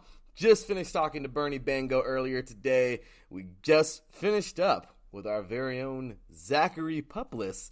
And I just always find it awesome that when we do this particular show and both Zach and Adam are on this show, it's awesome. You know, we get two guys who do our hockey show together. But when it comes to football, oh, it's a house divided, and I love it. It's great. So just heard about Zach and his Lions, and, well, now we are off to talking about these Chicago Bears. And, well, who else would we have to talk about these Bears with other than our very own Adam Karnick? Ladies and gentlemen, he is host of Chi-Town Weekly every Monday evening here on IE Sports Radio. He is also co-host of The Neutral Zone, our hockey show here on IE Sports Radio. And, well, he's an all-around great guy. He helps us out so much, doing so many things here on IE Sports Radio, and we just appreciate him. We love him to death. Ladies and gentlemen, once again, Adam Karnick. What's going on, brother? How you doing today, man? I'm doing very well, Larry. Thank you for having me. Yeah, it's fun with Zach and I in the Neutral Zone. We talk a lot of hockey, but we also veer into other sports to try to make hockey more relatable. And that does also then veer into occasionally the Detroit versus Chicago conversations. They come up in hockey just as much as they come up in football, too. Red Wings and Blackhawks. I mean, at the end of the day, you gotta love the rivalry, man. You guys over there by the Great Lakes, it is super cool. And, well, the NFC North is a very cold, fun division. Perfect for hockey. And, well, some would say perfect for football. Others would say it's too damn cold. Regardless, I really like it, and I think it's awesome. And I love these. It is perfect for football. It is. Yes. Pristine for football. It is, because right now it's 9:44 in the morning and it's already 84 damn degrees outside in Southern California. So, you know, when we're hitting 90 something, we're, you know, hundreds and everything today. Today we're going to hit 98, so it isn't that bad. But last week it was boiling, and, you know, it sucks when you have to think about okay, do we try to sleep comfortable and put the air on knowing that our bill is probably going to be 2 times higher than it usually would be this month? Or would we, you know, put our fans on as high as we can, but you're laying in a mattress of sweat and you're really hoping you can get to sleep? Yeah. Now, don't get me wrong. We're not as bad as Arizona. I don't know if I could handle Arizona heat. But, yeah, SoCal, man. So I'm just saying, you know, it's either really hot, really cold, but anyway. We've been having that too this way. I mean, the Bears had to practice indoors to start training camp because of air quality issues.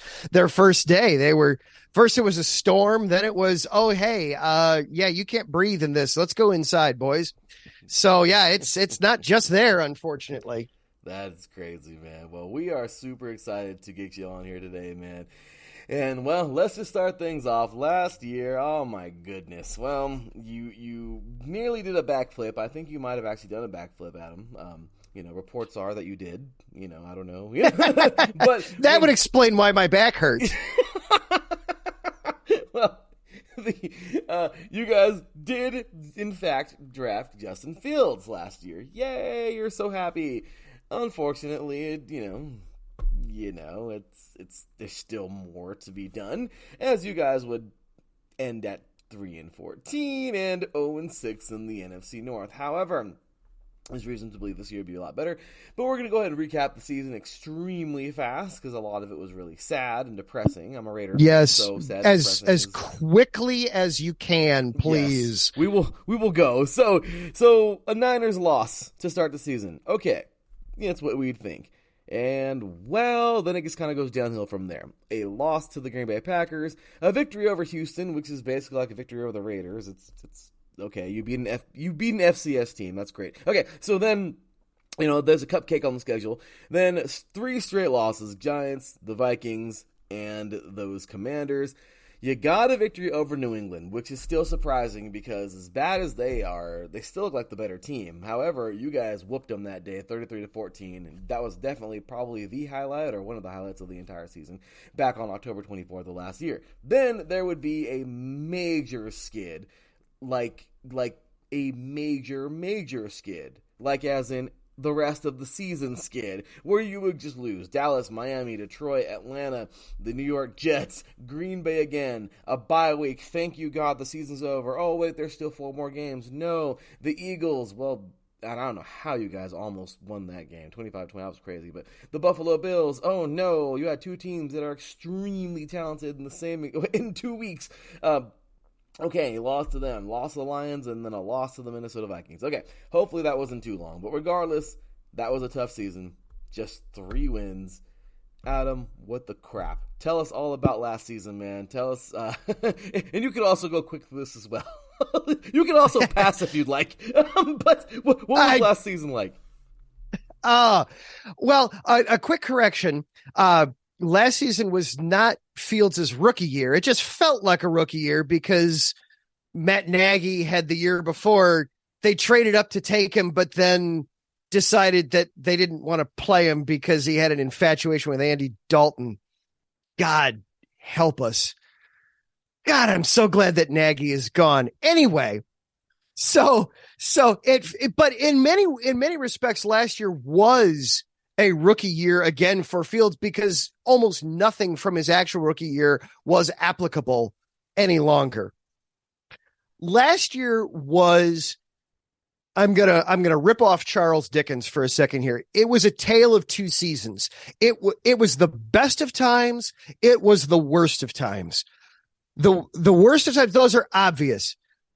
14 losses, 3-14 record, worst record in franchise history, a 10-game losing streak that is still active, by the way, and is the longest losing streak in franchise history. It has been nearly a full calendar year since the Bears won a game, since winning that Monday nighter against the Patriots in shocking fashion. I was as stunned as anybody that they won that game. I felt, oh my gosh, Bill Belichick against what is effectively a rookie quarterback. That is on a nationally televised game. That is a recipe for disaster. Instead, we'll come back to that game because instead they won it. They had their own, what I felt like was going to be their own personal private Super Bowl preview by taking on the Eagles and then the Buffalo Bills in back-to-back weeks and dropping both of those games in games where you knew they were just completely outclassed. They sold off anything that wasn't boarded down. Ryan Poles made moves before the season to get rid of Khalil Mack. In season, he got rid of Roquan Smith and Robert Quinn, and the defense fell off a cliff after that point. Not that it was particularly strong to begin with at that point, but it still lost any and all leadership, very nearly lost the locker room at that point. But then we get to the flip side. Now we get to why it was the best of seasons. Matt Eberflus, while he was a rookie head coach and given a roster that was clearly not intended to win very many games last season, and everybody understood that, you have a rookie general manager in Ryan Poles just putting together a scrappy bunch of, hey, let's show me what you got, kid, kind of contracts and agreements, getting rid of anybody that had any kind of a bloated deal. You found some pieces. Eddie Jackson came back from the proverbial dead last season. All of a sudden, he was intercepting balls again. He had 4 interceptions a season ago before getting hurt.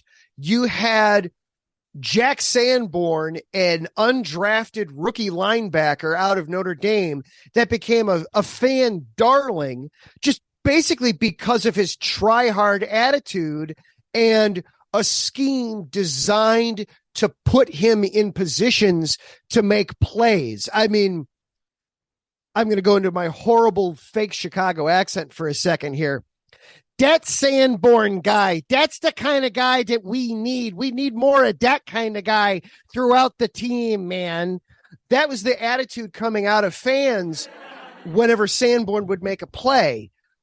Just the try-hard attitude. We continue to see Jalen Johnson grow and become somebody that could be an elite corner. Jaquan Brisker showed things as a rookie, made flashes. Kyler Gordon got off to a bumpy start, but he looks like he has the makings to be a solid piece in the secondary. And then the biggest thing at all that came out of last season, starting with the New England game, the Bears had a little bit of a mini bye after losing to the Commanders in what I hope people asked for refunds from Amazon after that game against the Commanders. That was a Thursday night. Oh my God, that game single-handedly set primetime football back 50 years. That game was horrible, awful. No one should watch it for any reason. But the Bears then got a little bit of a miniature bye out of it because they went from that till not playing on Monday night against New England 11 days later.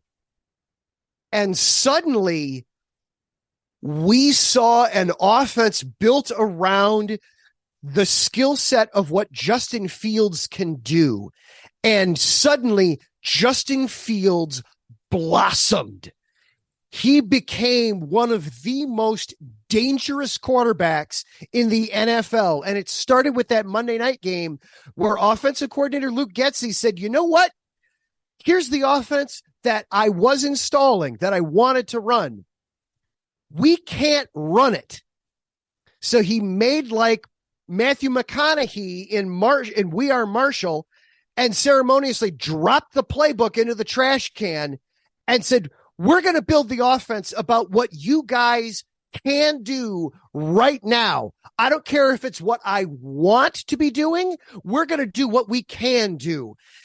And they started, basically, they were just ripping off plays from the Baltimore Ravens playbook and the Lamar Jackson highlight reel. But you started to see athleticism. You started to see, hey, our offensive line can't block. So let's rather than force Fields to stay in the pocket, let's move him around. Let's shift him. Let's have him just run the ball. And suddenly you saw defenses be afraid to take on the Bears. You saw some of the best football that we've seen in Chicago in a long time with Justin Fields throwing and running. The highlight reels, of course, everybody thinks of the touchdown runs against the Eagles, against the Lions, against the Packers, where he flat out made grown men look ridiculous, look silly by comparison, where he just turned on the Jets and was gone. He didn't even know he could do those things. And yes, all right, they weren't winning games, but we realized as Bears fans that there is something here. We have found him. We have a quarterback. Nothing else matters. All right. Yes, the team is awful. They don't have a single wide receiver worthy of the name after Darnell Mooney and Chase Claypool got hurt at basically the same time. They had nothing there for him to work with, but he himself was a weapon. And that's why there's optimism now coming into this season, and why, despite a 3-14 record, we're excited for this year. As you should be. And what a wow. I say explain every raw emotion, and that's what I'm talking about, man. Where's that applause button, Adam? Very, very nicely done, good sir. Just wow. What a what a season, right? And what a way to, I mean, I'm not talking in a good way, but what a season for you guys to fix things, to realize things. So let's see what this season can bring to you guys. Free agency. Oh my goodness. DJ Moore, a guy that, it's kind of funny, our very own John Felipe, the host of our Carolina show, the Carolina Cast, he said a couple years ago when DJ Moore was drafted, he said, if we get DJ Moore, if we draft him, I'm going to do a backflip. And it's funny because he's like, I did. But now this is kind of funny because, now he's headed on over to the Bears. So, from one backflip guy to the other. Adam, just kidding. But, we have ourselves a pretty solid wide receiver coming on over here. The Bears look like you need all the offense you can get, but this is a great place for him to land, I feel. After that, okay, so let me see. What happens after that? So the good old Bears will then, you guys will Pringle, once you pop, the fun don't stop. Well, he's headed on over to the Commanders. Then Muhammad going over to the Colts. You guys have Robert Tonyan, which is coming over from the Packers, longtime rival. Now he's a friend, no more foe. Tremaine Edwards, this is huge, coming over from the Bills now. However, Riley Reif will now go to the Eagles. I mean, there were so many moving parts. I'm not going to go into all of them. That's your job, good sir. So let us know, Adam, what were your biggest pickups and your biggest departures of free agency for the Bears? Well, the other thing that came out of last season, the 3-14 finish, for the first time realistically ever, technically the Bears had drafted first overall one other time, but for the first time ever, the Bears earned the first round pick. If there's a silver lining to that horrible season, you earn the right to draft first overall. And nationally, of course, the conversation becomes, are they going to look at a quarterback? Look at a quarterback. Here in Chicago, we knew, no, they are not looking quarterback. We have one of those. All due respect to Bishop over in Kansas City, our KC host, keep insisting that he would have taken Anthony Richardson and traded Justin Fields. That was never in the cards. Ryan Poles knew, we've got our guy. We've got our quarterback. I don't need to look at any of these quarterbacks. So instead, hey guys, draft pick for sale. The price is right. Who wants it? And the Bears are able to flip that with Carolina back to 9 and get, obviously, the ninth overall pick.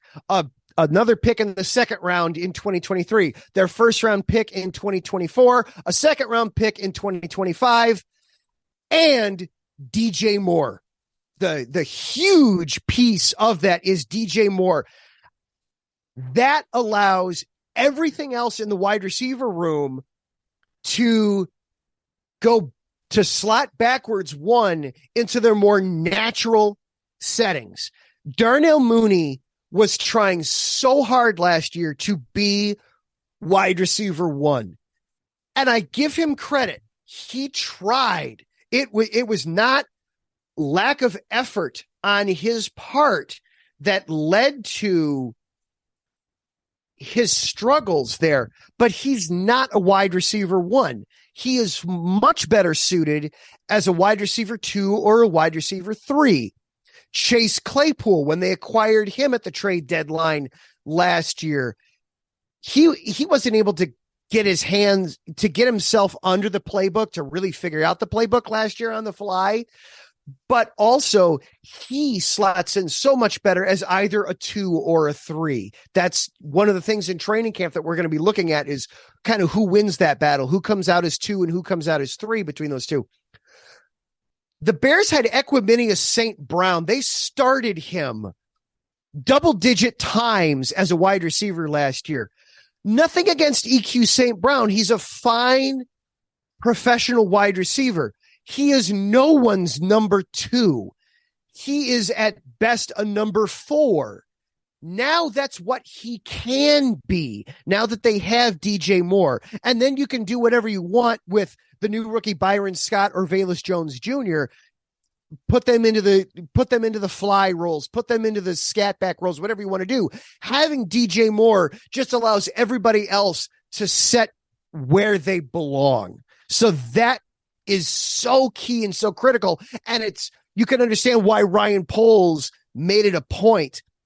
The Panthers actually, they tried to keep Moore by saying, hey, that 2025 pick that we're giving you, we'll upgrade that to a first round pick if you let us keep DJ Moore. And Ryan Poles said, thank you. No, I'm just fine with a second round pick. Give me DJ Moore. That's what I want.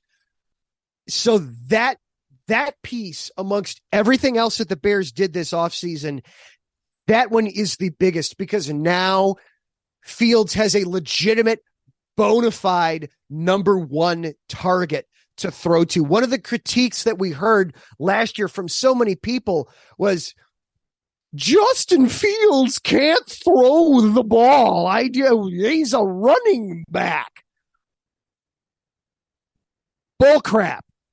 Take a look at what he was throwing to. At one point, I put the numbers together. This was with Mooney down, with Claypool down, and I think EQ is even down at this point. If you turned the Bears' entire wide receiving core into one person, I jokingly referred to him as a guy on the back of the jersey. As one person, he ranked 50th in the NFL in catches. There was no talent there. Now you have something to go with. Now that you have DJ Moore, you have a leader in that wide receiver room. So that is huge. As far as the other moves, Tremaine Edmonds, TJ Edwards. I confuse those two names all the time. Too many T's and E's starting all together there. But the linebacking core now gets reset a little bit, gets a little bit bigger of a boost. It'll be very interesting to see, especially, coming over from Buffalo, a strong defense there. We'll see what that can do. It may have been a little bit of an overspend on the part of Poles, but the Bears also came into this offseason with the most cash available to them. It was because of the salary floor. It was almost literally burning a hole in their pocket. They had to spend it. They had to get players. So I'm okay spending a little bit extra to get quality, to make sure that you get a quality piece. And also you could tell that linebacker was of chief concern to Matt Eberflus, a former defensive coordinator, because that was 3 of the first 4 signings that the Bears did were linebackers. So you knew that was important to Eberflus. Nate Davis is also coming over them from Tennessee. He will solidify the right guard spot. That allows, oh my gosh, I just blanked on his name.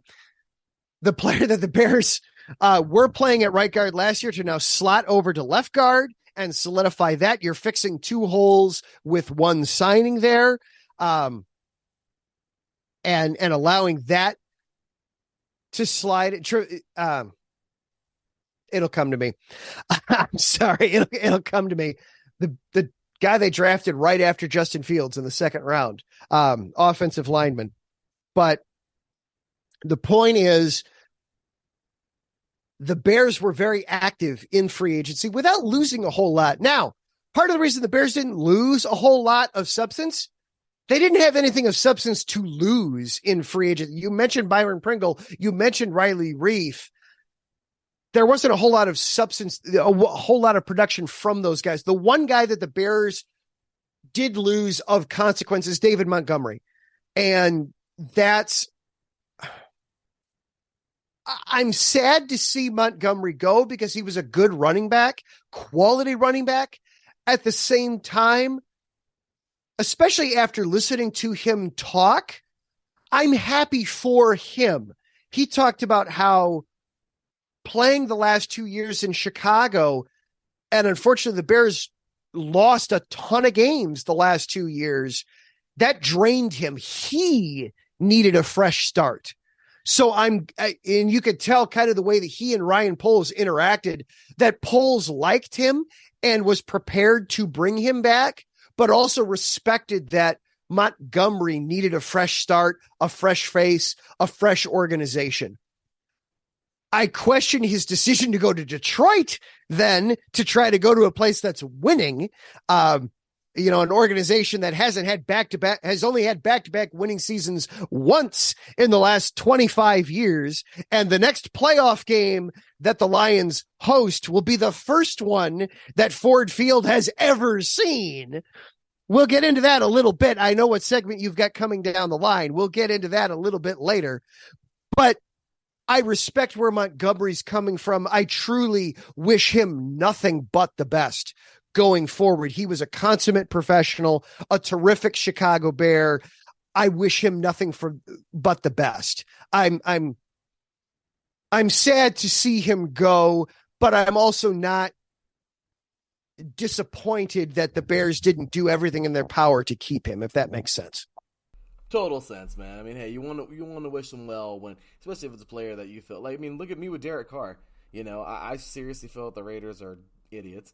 That's not a surprise. But you know, I wish him all the best. You know, I want him to succeed in New Orleans. So I totally get you, man. I mean, it sucks, you know, when you lose a player that's so near and dear, man. So you know, totally understand that. So.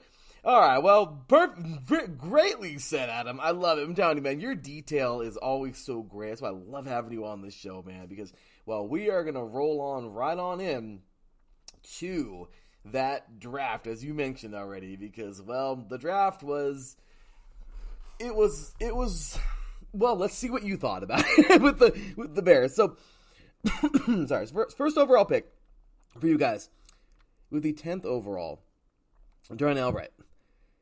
Some people didn't like this, but, I mean, if it doesn't make sense, my gosh, look at this. Darnell Wright is a massive human being and can really help out. Look what he did at Tennessee. This team has so much more promise on that offense because of this one guy. Because he once again, the longer, you can give an average dude 3 to 4 seconds to throw the ball. Trust me, he's going to get the ball to somebody unless his arm sucks. I'm just saying, you know, so when you're constantly under fire is what's horrible. So you need that offensive line. Really good pick there in the first round. Second round, Javon Dexter, defensive lineman out of Florida. I thought that was pretty good. You know, once again, defensive team here in Chicago.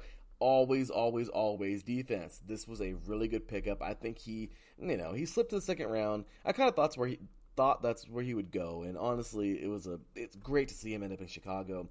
Tyreek Stevenson, corner out of Miami, loading up on the defense yet again. Also, Zach Pickens, defensive tackle out of South Carolina, had a pretty good time there at South Carolina. I mean, you guys got a lot of pretty good picks, in my opinion. I mean, we go into the fourth round, Rashawn Johnson, running back out of Texas, Tyler Scott, wide receiver out of Cincinnati. There were some good ones. Now, I'm not going to go into all of them, but I will say that you guys did grab some solid players here in this draft. Adam, talk to us about the draft, man, and what did you think about it this year for the Bears? Yeah, absolutely. And before I go any further, the offensive line whose name escaped me, Tevin Jenkins. So I wanted to make sure I got that in there before I got any further. I wanted to fix my own goof there. So yeah, the draft was, we talked about drafting from, falling from 1 to 9. As we were leading into the draft, the name that kept coming up and was so interesting for Chicago was Jalen Carter, the defensive tackle out of Georgia. Would they or wouldn't they? Would they or wouldn't they? Would they or wouldn't they? Because defensive tackle, 3 technique specifically, is the engine by which the Bears defense goes. And the Bears spent a ton of time researching him. That's who from a football perspective, it's who I wanted the Bears to take. But there were so many off-field concerns that I was understanding where the Bears were coming from and they spent a ton of time researching him. So I have to respect Poles. I have to trust Ryan Poles when he opted not to take Carter when Carter fell to 9. I felt that Carter might have even gone earlier, that he would have been off the board. And it would have been, okay, that's it. You don't have to worry about it. When he was there, it was, that's the guy. That's the guy. That's the guy. And instead, they trade back again to 10, pick up an extra 4th round pick next year in the 2024 draft so that Philly could ensure that they got Carter. And the reasons make sense.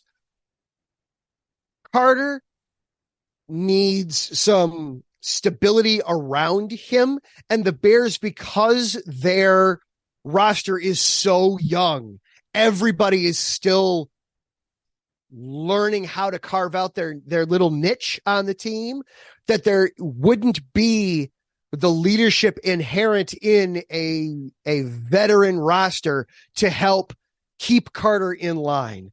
So while I love Jalen Carter, the football player, I have to respect that the Bears, because they did their homework on him and decided the football player is exactly what we need. The person is not the right fit at this time for the organization where we're at right now. So instead, they wind up going with Darnell Wright, who was somebody that the Bears were absolutely in love with from very early on in the process. And it makes sense. He's a beast of a right tackle. You plug him in from day one on the right side. You now have your bookend tackles. You have your left tackle, Braxton Jones from a year ago, and now you have Darnell Wright from this year, that if things work out correctly, and we'll get into this a little bit after we're done talking the draft specifically, but if you played your cards right with those two guys, you're potentially set up for 5, 7, 10 years to protect your franchise with Justin Fields. So it's a terrific, it makes all the sense in the world there. And by all accounts so far through training camp, Darnell Wright is a beast. He is a monster. A funny story on him real quick before we go to the rest of the camp. Poles was raving about Darnell Wright when everybody reported to camp. He said, oh my gosh, you wouldn't believe Darnell Wright knocked his conditioning test out of the park when he did it at check-in. Well, come to find out, Darnell Wright kind of sheepishly informed reporters at the end of week 1 of training camp, yeah, so here's why I did such a good job at conditioning and why I reported to camp 16 pounds lighter than during OTAs. I was practicing all the wide receivers conditioning drills by mistake for the last 40 days. Yeah. So he got done doing all the running for the offensive linemen and looked around like, why are we done? Aren't we supposed to do 2 or 3 more of these? Oh, whoops. I was reading the wrong instructions. Sorry, guys. I love that. That is wow, that's one of the best stories I've heard this year. He did not run against the wide receivers. So sadly, we don't know how well he would have stacked up against the group he was apparently he was unsuspectingly training for. But for the offensive lineman, he absolutely knocked it out of the park. So he is in amazing shape heading into training camp. The rest of the class, you could see the emphasis then on line, both offense and defense, with 3 of the first 4 picks being on the offensive line. Obviously, Wright on the right tackle, and then Dexter and Pickens both being defensive tackles. Now, you and I talked, along with Mike Pat, shortly after the draft, about those guys in particular. I think both of them might wind up being out on the first play of the game, but I don't know if either of them will necessarily be starters at the beginning of the season, maybe not even by the end of the season, but certainly into the rotation. Tyreek Stevenson is somebody that has been getting a lot of mentions and getting a lot of serious reps with both the ones and the twos right now in training camp. He is slotted as the starting outside corner opposite of Jalen Johnson right now. Kyler Gordon, the second round pick from last year, is working almost exclusively out of the slot. So they are looking for some big things out of Stevenson early. Roschon Johnson, the other running back out of Texas, running backs, I mean, veteran running backs may not necessarily be appreciated in the NFL anymore. That's in part because rookie running backs are so valuable right now. We talked about David Montgomery no longer being there. Khalil Herbert, now you have a back mate for him in Roschon Johnson there, like that pick. Tyler Scott. I talked a few years ago when the Bears drafted Darnell Mooney that when you get to the latter stages of a draft, when you get to the fourth, fifth, sixth, seventh rounds, everybody's flawed. You're not going to find that, oh man, look at this. Here's the guy that we can just plug in from day one and we know he's good. He's golden. Everybody's got flaws. So you need to find guys with skill sets that can't be coached. Because the coaches are going to have to work with them on something. But if they can come in with something that no amount of coaching can fix, oh man, you've got something there. Tyler Scott, then from the end of the fourth round, wide receiver out of Cincinnati. Obviously, he's going to have things to work on. He's got a limited route tree.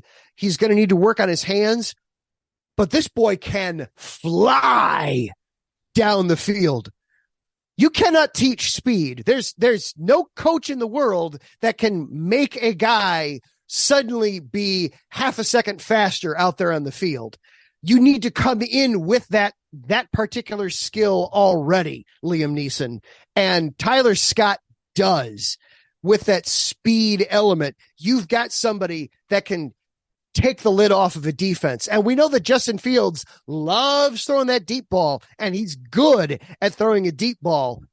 Throws it like it's a 30-yard handoff. If you can do that, if you've got a guy then that can consistently bring that in, the Bears might have something special with there. I'm not saying that he's going to be 1,000-yard receiver or anything, but even if all he does is give you 2 or 3 deep shots a game, that could be enough to make DJ Moore's job easier. That could be enough to make Chase Claypool's job easier. That can be enough to make the $50 million man Cole Kmet's job a lot easier out there on the field. So I love that pick.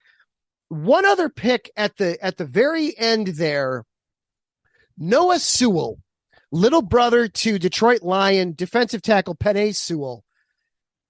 He's gotten some looks early on in camp at linebacker.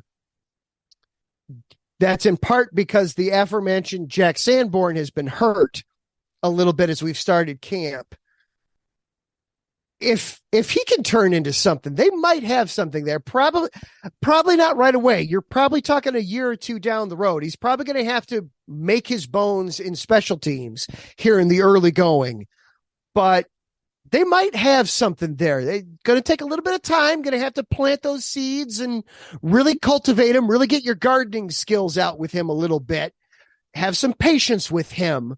But that could be somebody that a couple years down the road could be a very serviceable starter for the Bears. One other takeaway from the draft before we move on. I just love that there's 10 names on this list.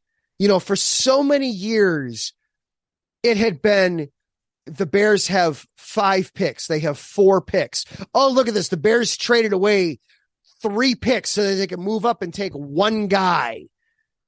It's wonderful seeing that they have 10 picks in this class, and they've already got 8 picks. They've already got 9 picks in next year's class, and they've got 8 picks the year after that. Ryan Poles is being serious about wanting to build. Every general manager, when he's hired, says, you've got to build through the draft. Ryan Poles is putting the money where his mouth is and loading up, trying to build this team through the draft. We still need to see just how good the jury's still out on how good of a talent evaluator he is, but you can't say that he doesn't understand the need of constantly going back to the well and drafting guys. And that right there is so important. I love that. And you're right. We haven't seen the Bears with so many picks in such a long time. I mean, my goodness, this team is I like what they're doing. They're trying to build something that has so much depth. Everyone, if you lose one guy, okay, our second guy can jump in. Sweet.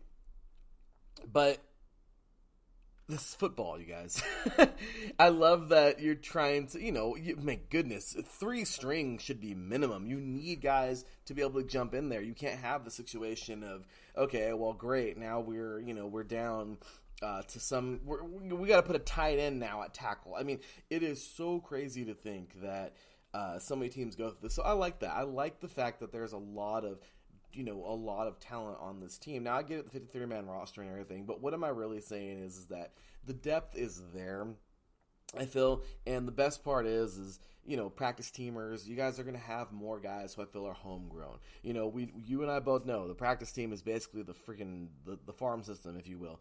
So it's just, there's so much there, and I really feel like this team right now has a lot going on, especially with these younger talents coming in. So I like that a lot. So Adam, oh my goodness, man, it has been so much fun so far. I'm just sitting here enjoying all of your Bears talk, man. This has been great, but we have reached the point where we're going to get into this season now, and well, here it is. You guys have a season to look at and go, okay, this could be a tough one, but we got to go out and perform this year. No more.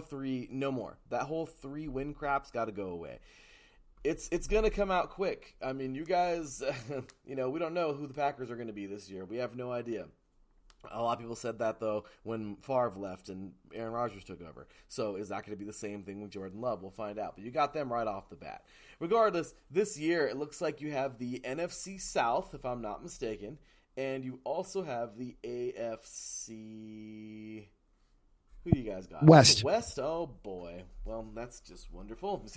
Your Raiders. Yep, Raiders are in there. So, okay, you guys got this lined up in front of you. And then, of course, your good old NFC North there with a couple outliers sprinkled in. What are your realistic expectations for these Bears this year? Oh, you don't want what I did on Chi-Town Weekly? That was great. Last week? That was great. For those who haven't, go back and listen to the July 23rd Chi-Town Weekly, where I decided Adam Rank of NFL Network didn't go far enough with his over-the-top predictions. I went full bore crazy, 17-0 for the Bears. All right. Yeah. So more realistically for this season, honestly, looking at it, this schedule right now looks so much easier than it did a year ago. Instead of the Buffalo Bills, we have the Raiders. No offense. Instead of the Philadelphia Eagles, we have the Tampa Bay Buccaneers. Instead of the we still have the Chargers, but instead of the Buffalo Bills, we've got the Denver Broncos. So it seems out of the gate like this will be an easier schedule. One thing I always say, though, everybody's schedule looks great in July. We have no idea what this is going to look like come October, November, December, because everything's so volatile. Also, everybody else is looking at their schedule and going, oh, hey, we've got the Bears. They were 3-14 a season ago. there's one where, okay, well, we don't have to worry as much about that one. You're still the relative cupcake on everybody's schedule, even the Raiders. That's what 3-14 does for you. That's what happens when you go 3-14 is everybody, you've got to earn it. You've got to earn it. There are no gimmies. One thing though, looking at the schedule as a whole, there's not a lot of division stuff early in this one. Yeah, it's okay. The Packers week 1. Okay. The Vikings week 6, but they don't play the Lions until November, and they play them twice in a 3-week span. That's just boom, done, over with the Lions. And then you don't play the Vikings that second time until late November, and you don't play the Packers again until week 18. The Packers bookend the season. You start and finish with the Packers. So a lot of divisional stuff is in the latter portion of the season. 4 of the 6 divisional games are mid to end of November through to the end of the season. 2 Thursday night games. I hate that. Burn Thursday night. Do away with Thursday night. I don't care that Amazon gave you $11 billion or whatever it was. Do away with Thursday night. I can't stand that product, and I hate it even more now that teams have to do it twice in a year because Amazon doesn't like that and Al Michaels doesn't like that he occasionally has to call a Saints Commanders game or a Bears Commanders game from last year. Do away with that. But now they have to do it twice. I hate that with a passion. But they've got two Thursday night games. All right, they got to deal with that crap this year. This realistically, I'd love to sit here and say double-digit wins for the Bears. And I'm so torn because the fan in me sees the NFC North is up for grabs. Rodgers is gone. The Vikings are actively trying to tank. They don't want to win games. The Lions are the Lions. We know what they are. Year in and year out, they figure out ways to lose ball games. Until they prove otherwise, that's what they are. The division is there. And we've all heard that teams go from worst to first every year. I can't go there yet. And here's the single biggest reason why. For all the problems the Bears had that they addressed in the offseason, pass rush was completely ignored. The Bears pass rush a season ago was non-existent, especially after they traded away Roquan Smith and Robert Quinn. Jaquan Brisker, their rookie safety, led this team in sacks a year ago with, I think it was 3. They did nothing in the offseason to directly change that. Yes, they drafted a couple rookie defensive tackles, but they're going to be just as involved stopping the run as they are rushing the passer. That, to me, is going to be a problem. Now, this team should be improved. I think realistically, if you can tell me today, as we're sitting here the beginning of August when this airs, if you can tell me right now that the Bears come December, come January when they play those last 2 games, that the Bears are going to be in the discussion for a playoff race and they ultimately finish with 8 or 9 wins, sign me up, shake my hand. I will take that deal. That is such a vast improvement. And I think realistically, that's what we're looking at. 9-8, I will take it. And being in the conversation for that 7 spot in the wild card race, even if they don't get it, finishing 8 or 9, 9 and 8, and being in the conversation at the end. That is such a huge improvement. And then 2024, look out. You know, that's where I see this team on the rise, this being the year before the year. I love it, man. Well said. Let me get that applause button for you again, man. Well said. That to me says so much, because you have so much hope in this team, and there is so much to be excited about if you've been following this team as closely as you have. So awesome stuff there, man. Final segment here. You just told us all about the Bears, and the cool part is you already kind of told us the rest about everybody else. But hey, do it one more time. It's going to be funny. I love this segment, especially with you every year, Adam. You love to hate 3 other teams in this division, and they love to hate your team right back. It is so much fun to talk about this, and, well, as I always say, you can be good and respectful. You can be mean and ugly. However you want to do it, you can do it. But it is up to you, Mr. Karnick. So, talk to us, man. Tell us how you think those other 3 teams are going to do this year in your division. The Packers, the Vikings, the Lions. And if you want to sprinkle a little bit more on top and tell us how you really feel about them, you can. Adam, stick it to them. Larry, this is one of my favorite segments of the year, too, because I get to, in my show, I always try to be as rational as I can. This segment is all about being irrational. This is letting your fan flag fly. We're going to start up north with those Minnesota Vikings, that team that I mentioned before that is actively not trying to win. Somehow they managed to go 11-6 a year ago. That was such a weird year. They could have literally the exact same season statistically that they had a year ago and go 5-12 this year. That's how goofy that team was. They had no business winning as many games as they did. There's a reason that literally everyone predicted them to lose that wild card game. Now they don't have Dalvin Cook, and they have done nothing else of substance to improve that team. Oh, and Kirk Cousins is still the quarterback. All right, sure, you've got Justin Jefferson. He's going to get his.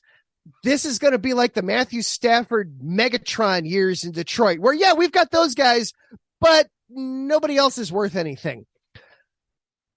Speaking of the Detroit Lions, or the Motor City Kitties, as they lovingly get referred to in Chicago from time to time. All right. Yes, they are now the favorites to win the NFC North. The expectations are there.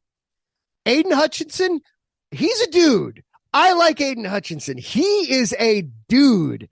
Okuda, he could be a dude. They've got some guys there on defense. But it's still Jared Goff at quarterback. You know, that clock is coming. Midnight is coming up on that clock. Cinderella's coach is going to turn back into a pumpkin. Jared Goff, it's only a matter of time before that thing goes bad again. David Montgomery, I understand you want to go somewhere to win, that you wanted to leave because you wanted to go somewhere to win. Let me throw some numbers at you, though. And I realize that maybe this wasn't totally up to you. You can only go where somebody offers you a contract. But in your effort to play for a winner, you picked a franchise that has had back-to-back winning seasons once in the last 25 years. That has won one playoff game in the Super Bowl era. That last won the division when it was the NFC Central 30 years ago. We're coming up on the 30th anniversary of the one and only Lions playoff victory, which also is the last time they won the division. The next time Ford Field hosts a Detroit Lions postseason game will be the first time that stadium hosts a Detroit Lions postseason game, and that stadium is 20 years old already. Best of luck to you there with all that. And then finally, the cheese. The bad man is gone. Rodgers is gone. Hallelujah. The skies have opened up. It was a glorious day when that whole shenanigans, when it finally came to an end. And isn't it just fitting that he goes to the Jets, just like Favre before him? And now you get to learn, Packers fans, that it's not simply just you get a quarterback and he's a Hall of Famer simply because he's a Green Bay Packers quarterback. Jordan Love, he is not that guy. He is not that guy. And the Packers know he's not that guy too. How do I know that? Wind the clock back to the COVID season when Rodgers had to sit out because he was immunized. Okay, yeah, sure, whatever, dude. He had to sit out that game. And Jordan Love came out and oh no. Oh no.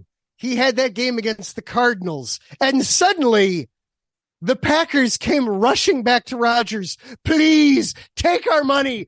Please take this contract extension. Don't make us play this man anymore. Don't make us do it. Don't leave us with him. Anything but that. So you don't even need me to tell you that Love isn't the guy. They know he's not the guy. And I can't wait for everybody up there at Lambeau, all those fans, to realize what it's like for every other team in the league, that no, you have to go through dry spells at quarterback, that you don't just get to move from one Hall of Famer to the next. And I am going to love every second of it. The applause button has been hit. Adam Karnick, good sir. It's been an hour. I love it. This has been great. I'm telling you, man, I love talking football with you, especially these Bears. I mean, what a way to stick. We do always seem to go long with this, don't we? Oh, we do, but it's all good, man. You stuck it to the rest of the NFC, and it was so great, man. What a segment, man. Thanks again, brother, for being here today. What a way to talk about them Bears, and man, what a way that, I mean, if you're going to ask for a finale of this entire series, 8 divisions in 8 days, man, that was it. This should have been the last one. Coming up next, though, we got Vikings. Regardless, this was a great second to last, man. I'm telling you, I think we should have put the Bears at the end. That would have been fun, but darn it, next year.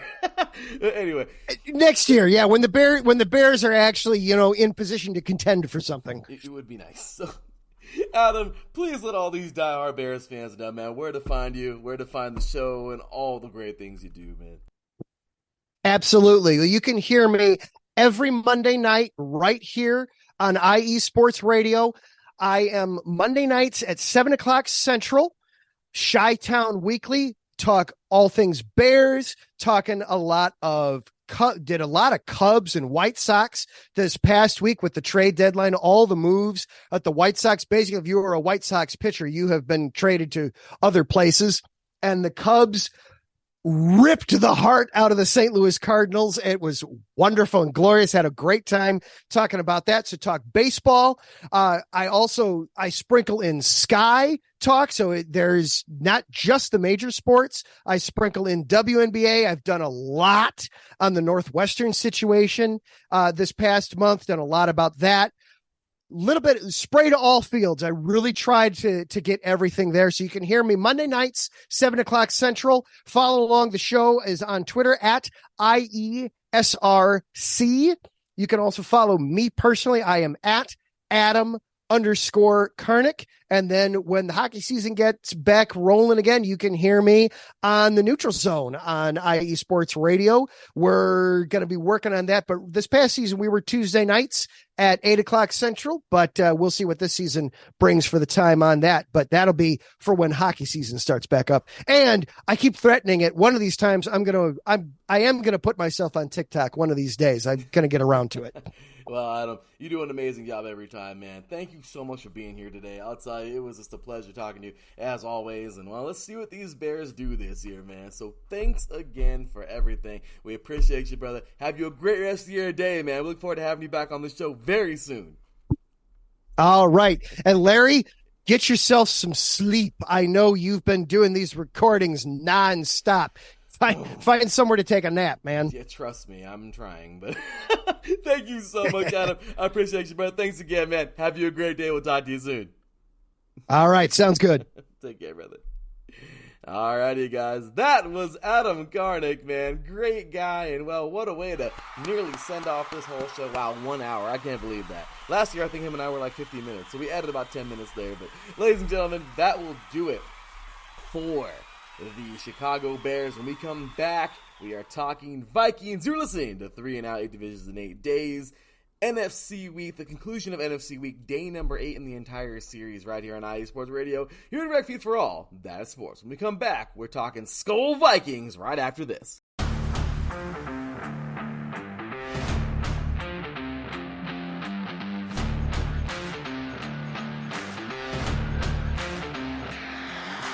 What's good, fight fans? It's your boy, Marcus Los Great, here to give you what you want, here to give you what you need.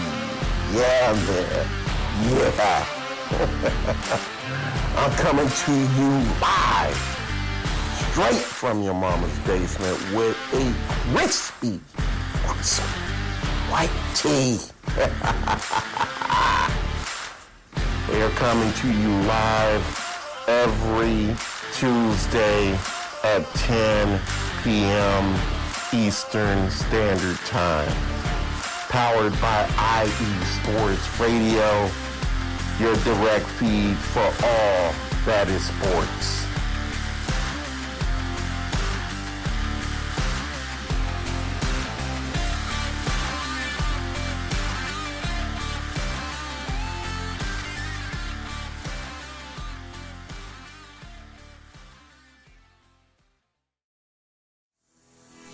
Sports fans, do you like teams that are tough, cities that are tougher, and fan bases that are passionate about their teams? How about teams that are historic and stadiums that are iconic? Then you belong in Chicago, and you need to check out Chi-Town Weekly. Join me, Adam Kernan, every week as we keep up with all things Chicago sports. Bears, Bulls, Blackhawks, Cubs, White Sox. We'll cover them all, plus more. The Windy City is always buzzing, and we'll keep you up on all the big games and major stories. So tune in to Chi-Town Weekly every week right here on IE Sports Radio, your direct feed for all that is sports.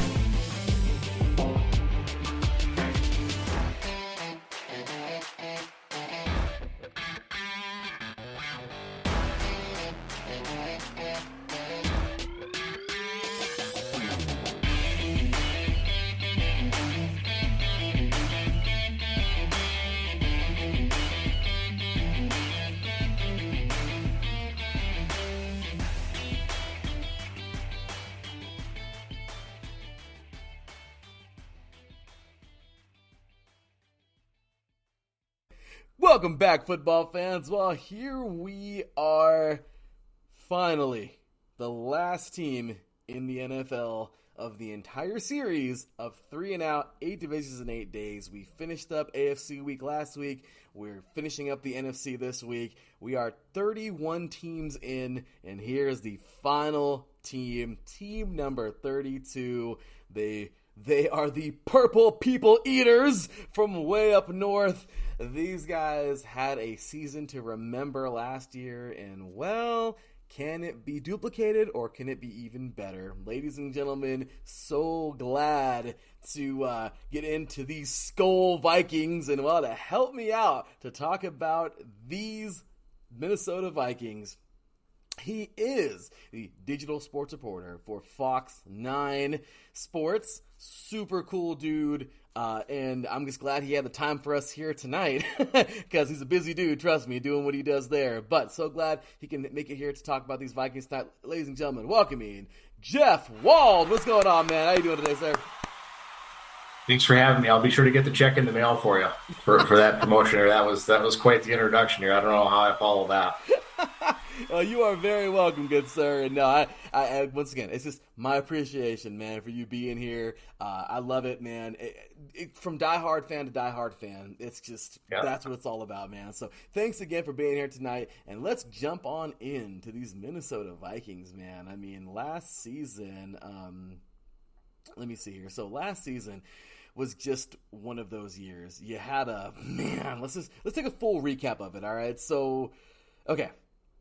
This isn't painful for some fans, because some of them it's like me as a Raider fan, it's like, do we have to do this again? Do I have to relive all this nonsense? But okay, right. But for you, for you guys, it's pretty nice. So you guys went 13-5 overall, a 4-2 in the NFC North, doing good things. You defeated the now Aaron Rodgers-less Green Bay Packers. All right, you took them out in the first game of the year.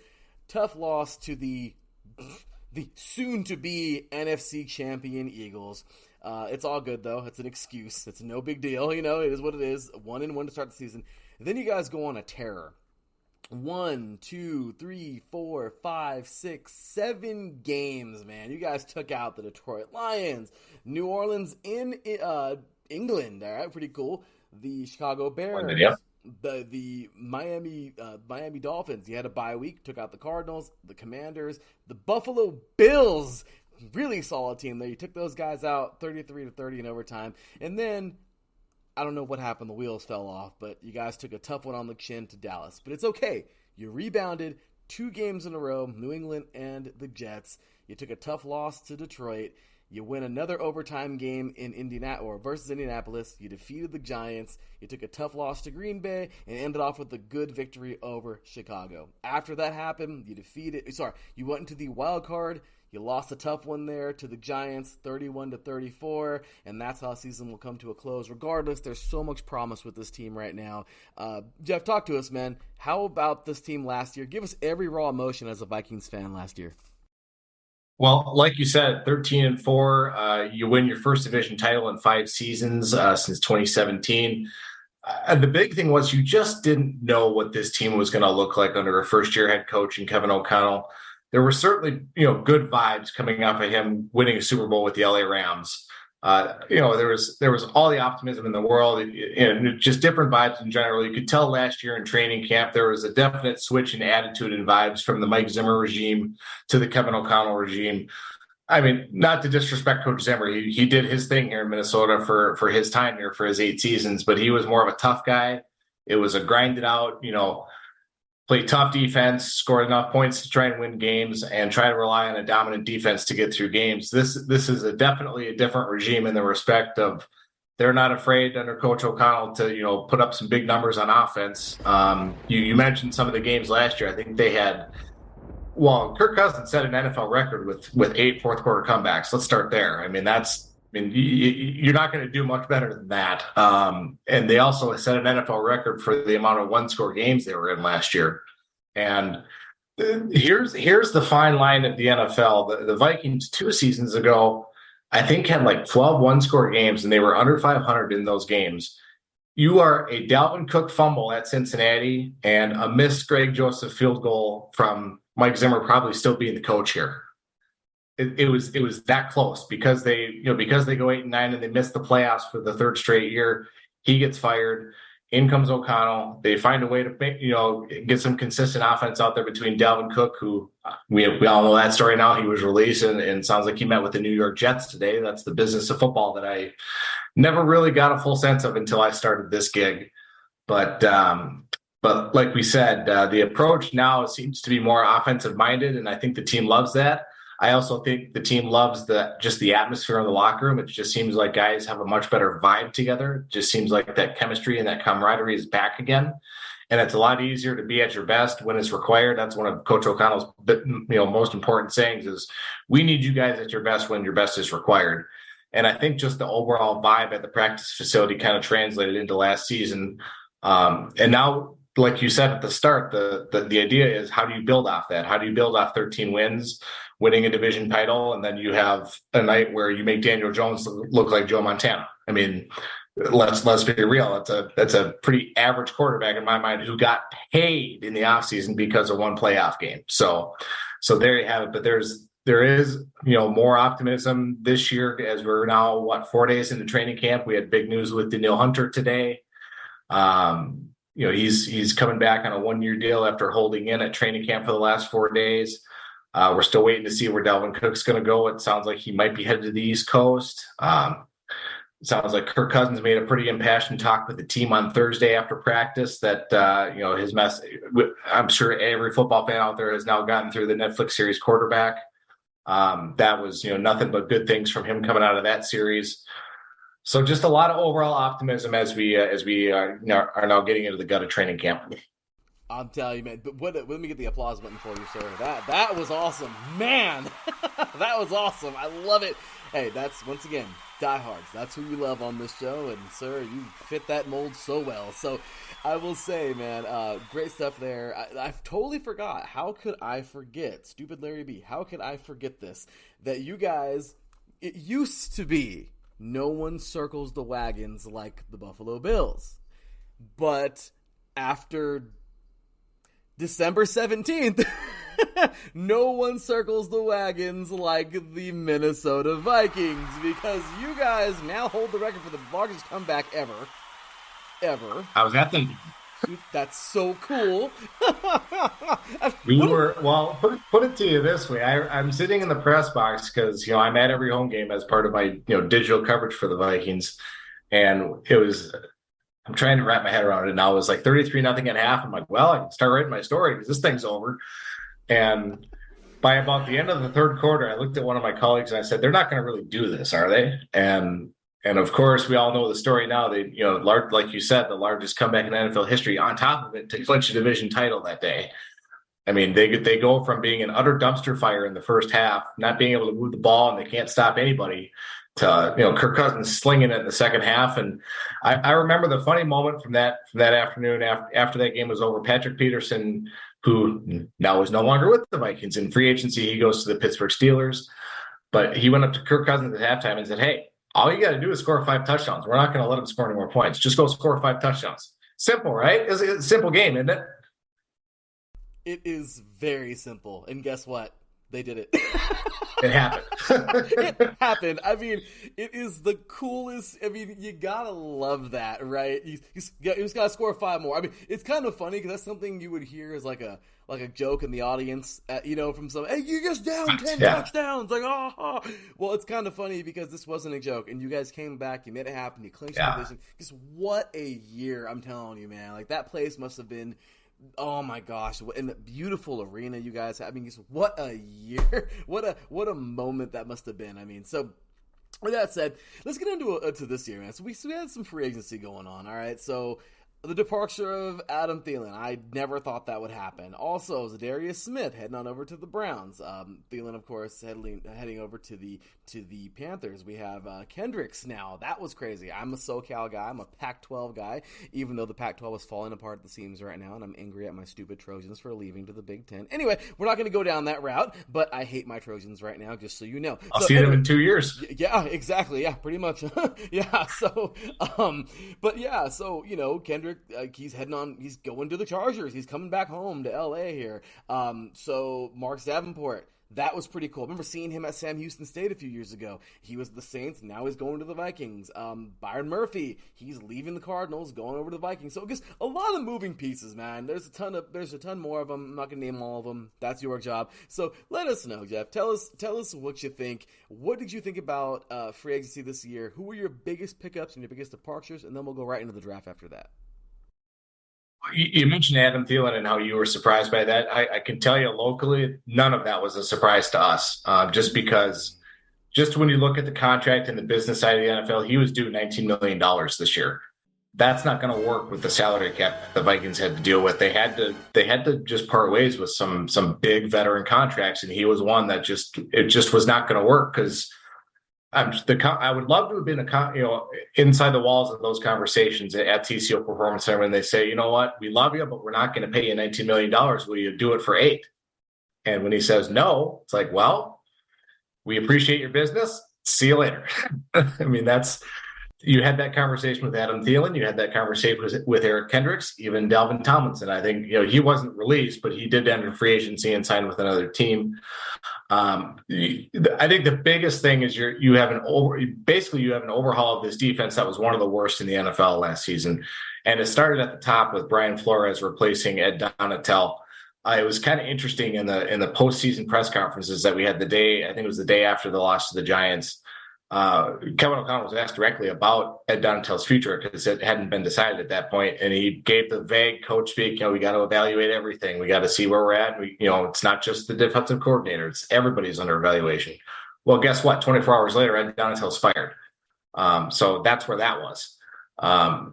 The big question going into training camp and throughout training camp is it as simple as replacing the defensive coordinator? Is Brian Flores going to be the savior of this defense? Because you brought in a Marcus Davenport, a big pickup on the defensive line. You keep a Harrison Phillips who clogged up the middle at nose tackle or 3 technique.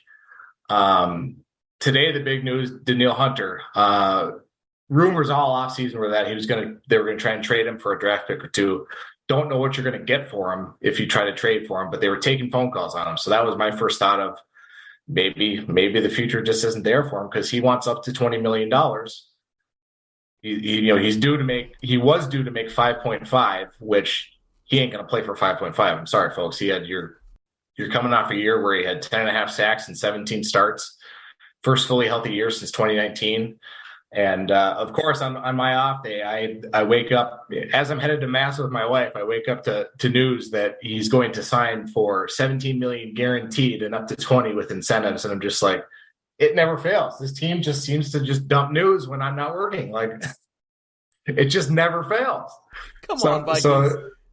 Right. So I get home this morning to help out with our digital team, and then I looked at my wife like, well, I guess I know what I'm doing tomorrow at training camp. That's pretty funny. I can't believe that. Yeah, so you have him, back on the defensive line. You've got Jordan Hicks back at, the Mike linebacker, sort of the heart and soul of the middle of the defense. You have another name that's going to get a ton of snaps right next to him, and Brian Asamoah entering year 2, made a huge impact on special teams last year. All the talk in training camp so far and throughout the offseason has been his ability to go to different positions and make big plays. The biggest question by far in this training camp right now is the secondary. You mentioned Byron Murphy Jr. He's the biggest pickup as far as having a veteran defensive. He's actually the longest tenured defensive back on the secondary right now, if you don't count safeties, because you have Harrison Smith, the longest tenured Viking, I think, on the defense as a whole. You got Cam Bynum back. Those are the two kind of veterans. I think Bynum's only in his 3rd year, so he's still relatively young. But you're relying on 3 or 4 guys that simply didn't get a lot of playing time last year because of injury. You had Lewis Cine had the ugly leg injury in London against the Saints. He's looked great. He actually had an interception yesterday. So he looked great in practice yesterday. You've got Andrew Booth Jr., who missed a chunk of time last year with injury. You've also got a Caleb Evans who, like I said, missed a chunk of time with injury. The secondary had 4 interceptions in yesterday's training camp practice from different, off of the different quarterbacks. Kirk had 1 interception, Nick Mullins had 1, and poor rookie Jaron Hall had 2. He had a tough day, but you have. I think if you can get the solid play up front and at your linebackers, I think you can make up for maybe what you're lacking in the secondary experience wise, because the biggest thing, the biggest talker in the Brian Flores defense is they blitz the hell out of you. So if the quarterback doesn't get time to survey a defense, what does it matter if you don't have a ton of skill in the secondary? If you get to the quarterback, it doesn't matter. So that's the biggest thing we're looking to see. And I wish I could tell you more as far as that approach, but we're not going to see anything until September 10th when they face the Bucs. You're not going to see much in the preseason. The starters aren't going to play. So, I mean, honestly, between now and like the joint practices against the Titans and Cardinals, you're not going to see a ton. So it's really tough to glean until you see them out on the field in a meaningful game situation. But that's just kind of a general look at the defense at this point. That once again, amazing analysis, and I really do feel that this team, that's really cool, man, to hear, some of the training camp stuff going on right now and everything. And, you guys have I don't know, man, once again, this team has, well, let's just get to the draft, because I want to go here right now, because you got me, for instance, with Adam Thielen, well, guess what? You let him go. But once again, you heard me already complain about my Trojans. I don't care. I still hate them. I love them, but I hate them for that. So, yeah, Jordan Addison, he was a dude on our team. And I'll tell you right now, I'm just saying, man. I feel like a coach right now talking to another coach. Like, you're gonna be satisfied, trust me. Like, this guy right here, I'm happy, man. I think he found a great home. He's gonna produce so much for you guys, I feel. So, great way to spend your first round with 23rd overall. You guys did not have a second, but in the third round, you get another one of ours. Okay, Mekhi Blackmon. Another dude who I really loved a lot at SC. I'm so surprised he fell to the third round. I thought he was going to be a second round guy. Regardless, he's going to a place that he can actually he can be immediate, depending on scheme. This guy is such a solid player, 4-3 type dude. I love his act. He's just agile, man. He plays the ball well. Really, really, really, really cool guy as well. He's really good personality too. Jay Ward, another guy from the secondary here from LSU. I mean, you guys picked up some solid players here. There were some guys in the later rounds, of course. You can talk about Jaron Hill from BYU right now. Okay, and Clint Roy as well coming out from LSU. But go ahead and talk about this draft, man. I mean, what did you think so far? What did you think this year about the Vikings draft? Who do you feel is going to be making the media impacts? Who do you think is going to do what? Overall, how was that draft for you guys? I think they did as well as could be expected with as few assets as they had entering the weekend. I mean, you mentioned Mekhi Blackmon. He came up with an interception in practice yesterday. It kind of opened some eyes a little bit. He's got some athleticism to him. I'm going to take my cheap shot while I can right now. I don't know if you're a dog owner. I have 2 dogs myself, but I would never personally drive 140 miles an hour on the highway for a dog emergency. That's just me. Jordan Addison has a bit of a lead foot, apparently. Forgot about that. That was the unfortunate start of training camp, was the off-the-field news of Jordan Addison and speeding on the highway. We can joke about it because we're fortunate that it ended the way it did with just a citation. He's going to, probably pay a fine of some sort. He has not been held back in practice one bit. I can tell you that. That was kind of as far as on the field goes. I personally didn't get to see hardly any of them until training camp. I was not at rookie mini camp where he actually got a chance to get on the field and do some things. He opened some eyes with his ability to make some cuts and run routes. But throughout the entire OTAs and mandatory minicamp, he stood on the sideline and watched. And we're like, okay, well, this isn't good that your number 23 overall selection isn't doing anything.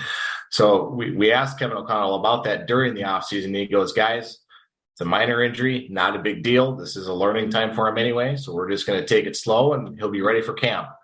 And I will tell you, he's been on the field for every practice at training camp. He's full go, 100% in every drill. He's had a nice little chemistry so far with Kirk Cousins. He's made a few plays. He's, like I said, he's participated in every drill. I can see why they were interested in him. I mean, he's a crisp route runner. He's fast. He's quick. He gets in and out of his cuts and out of his routes pretty fast. He's given those defensive backs something to think about when they're coming off the line of scrimmage. So I'm excited to see him. I'm excited to see more of Mekhi Blackmon. You mentioned Jay Ward. He's kind of been in and out with the twos as far as the defensive situations go. I'm pretty impressed with how they did in the draft class, considering they went in with fairly limited assets and how they were kind of able to move assets up and down to get to certain spots in the draft. And Time will tell. I mean, that's the beauty of the NFL draft. You can, unless you have a top 5 pick, you don't know what you're going to have until you're 2-3 years down the road. And if they get to that second contract. That beautifully said. And it's kind of funny. I don't know why I thought, weird. I don't know. I must have thought of something else, but I did not know about that little deal there with Addison. Oh my gosh. Oh my goodness. I don't know why I was thinking about something else. I was like, oh yeah. I was like, I heard about, wait, no, I didn't. Oh my gosh. Wow. That's some news, but this way, I mean, I read the citation because they make that stuff available when you request it or when you see it online. And the first red flag for me was that it happened at just after 3 a.m. And if you're a professional athlete, nothing good happens after midnight, right? No. I mean, what are we doing here? And the second thought is, okay, well, I mean, if I've got a Lamborghini SUV, I'm not doing 90 and a 55. But with all, in his defense, I'm probably going to do 140 because I'm going to test it out. But I mean, like I said, we can laugh about it now because, he wasn't under the influence of any substances, wasn't drinking, wasn't impaired, none of that. Thankfully. He's the message has been consistent since it happened that it was an emergency with his dog. That's why he was driving so fast. And the message from Kevin O'Connell was just like, dude, let's think about this next time before we do that. Make the right decision. We don't want to have to be talking about you in this respect at any point in the season, much less during training camp when the talk is supposed to be, oh, hey, look, you just caught a 60-yard touchdown, toasted his defensive back and made the play in stride. That's what we want to be talking about. We don't want to be talking about off the field stuff. The Vikings have had a history of that in the past, and we're trying to move on from that. So I personally am excited to see how he can develop here in the next couple of weeks.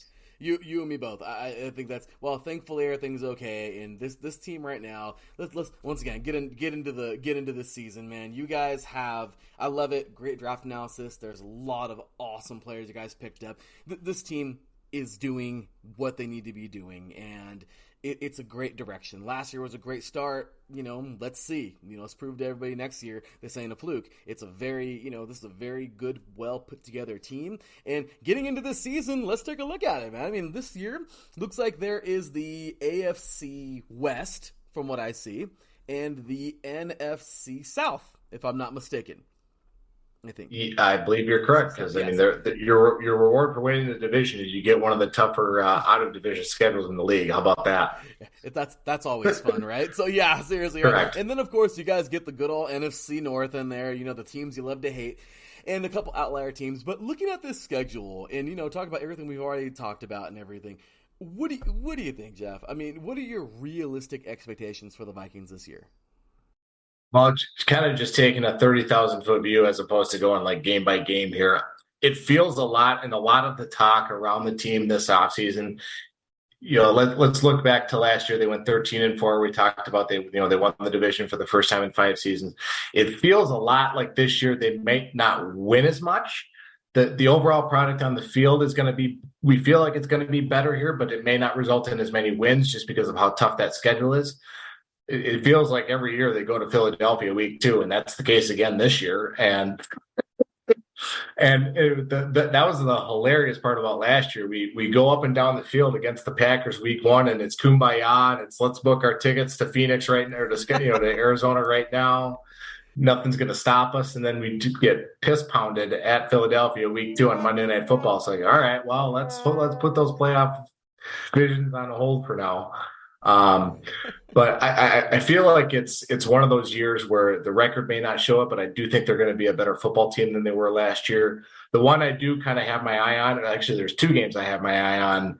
Week 4, you go to Carolina. There is your Adam Thielen revenge game for those of us back home here. I mean, don't get me wrong, I love the guy. He did great things for the Vikings here, but like I said earlier, football's a business, and we're not going to pay $19 million for a number 2 receiver. That's just not going to happen. Not when you need to pay Justin Jefferson, not when you need to pay KJ Osborne.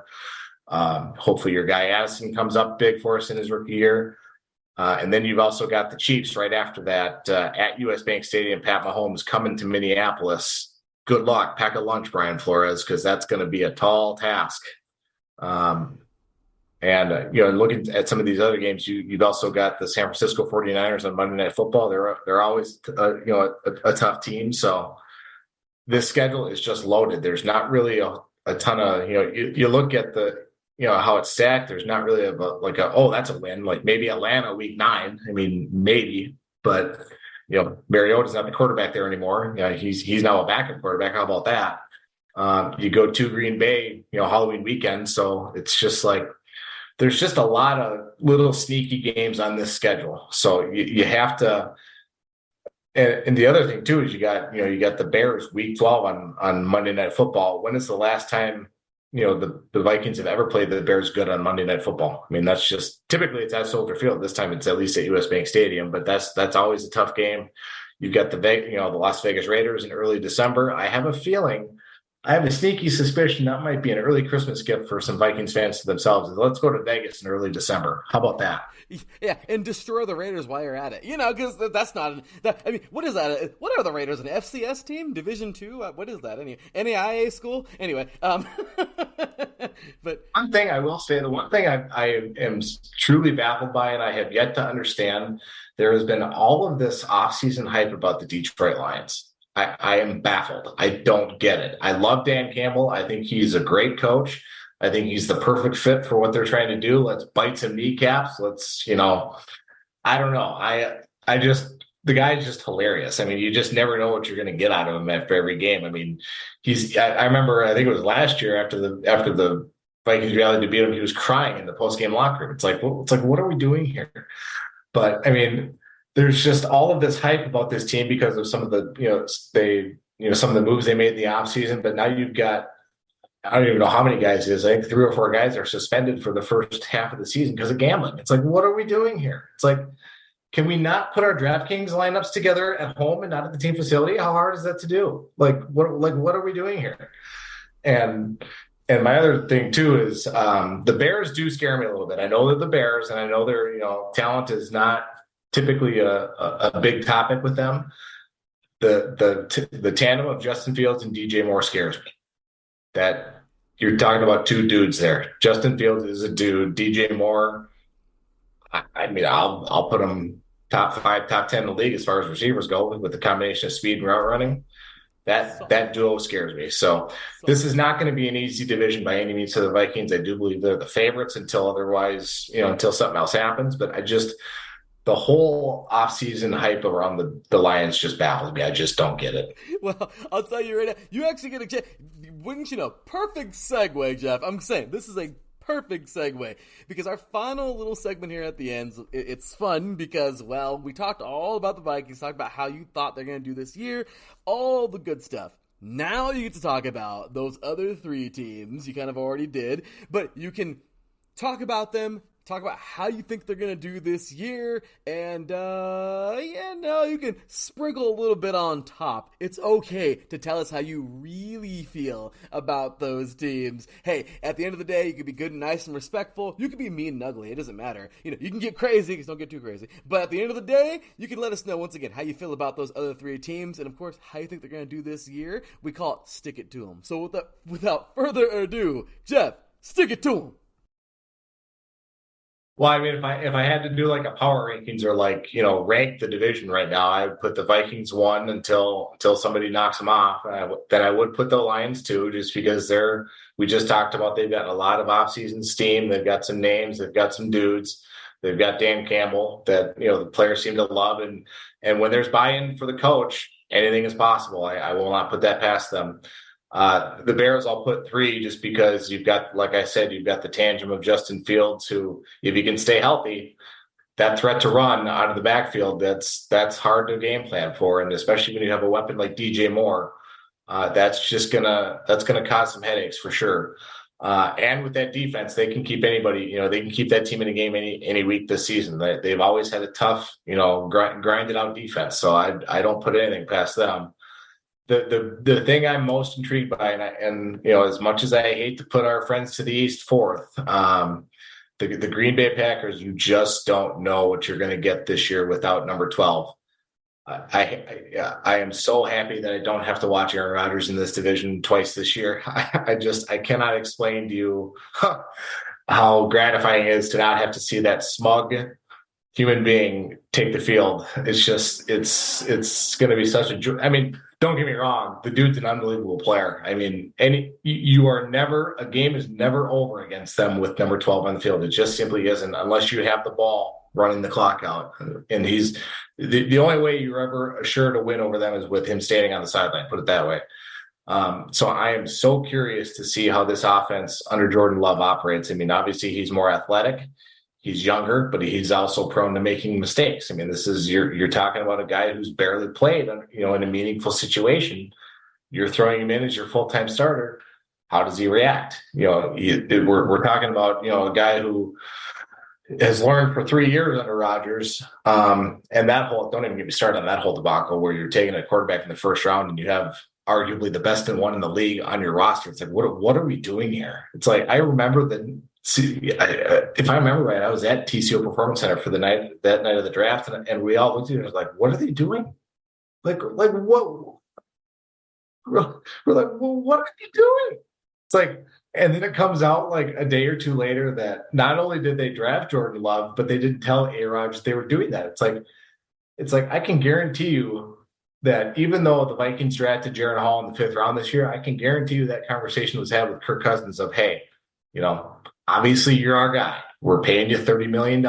Obviously you're the franchise quarterback. You're the guy we're going to ride, but we are taking this guy because for the first time in 5 years, he's got a chance to be an unrestricted free agent next year. And that's just the reality of the NFL. You have to manage the now and also think towards the future if you're, the GM. So I am so curious to see with some of the defensive departures the Packers have had and having, Jordan Love under center. I'm just so curious to see how that offense operates. Man, I am too, and good stuff there, man. Yeah, good and respectful. Yeah, you threw some things in there, but I love it, man.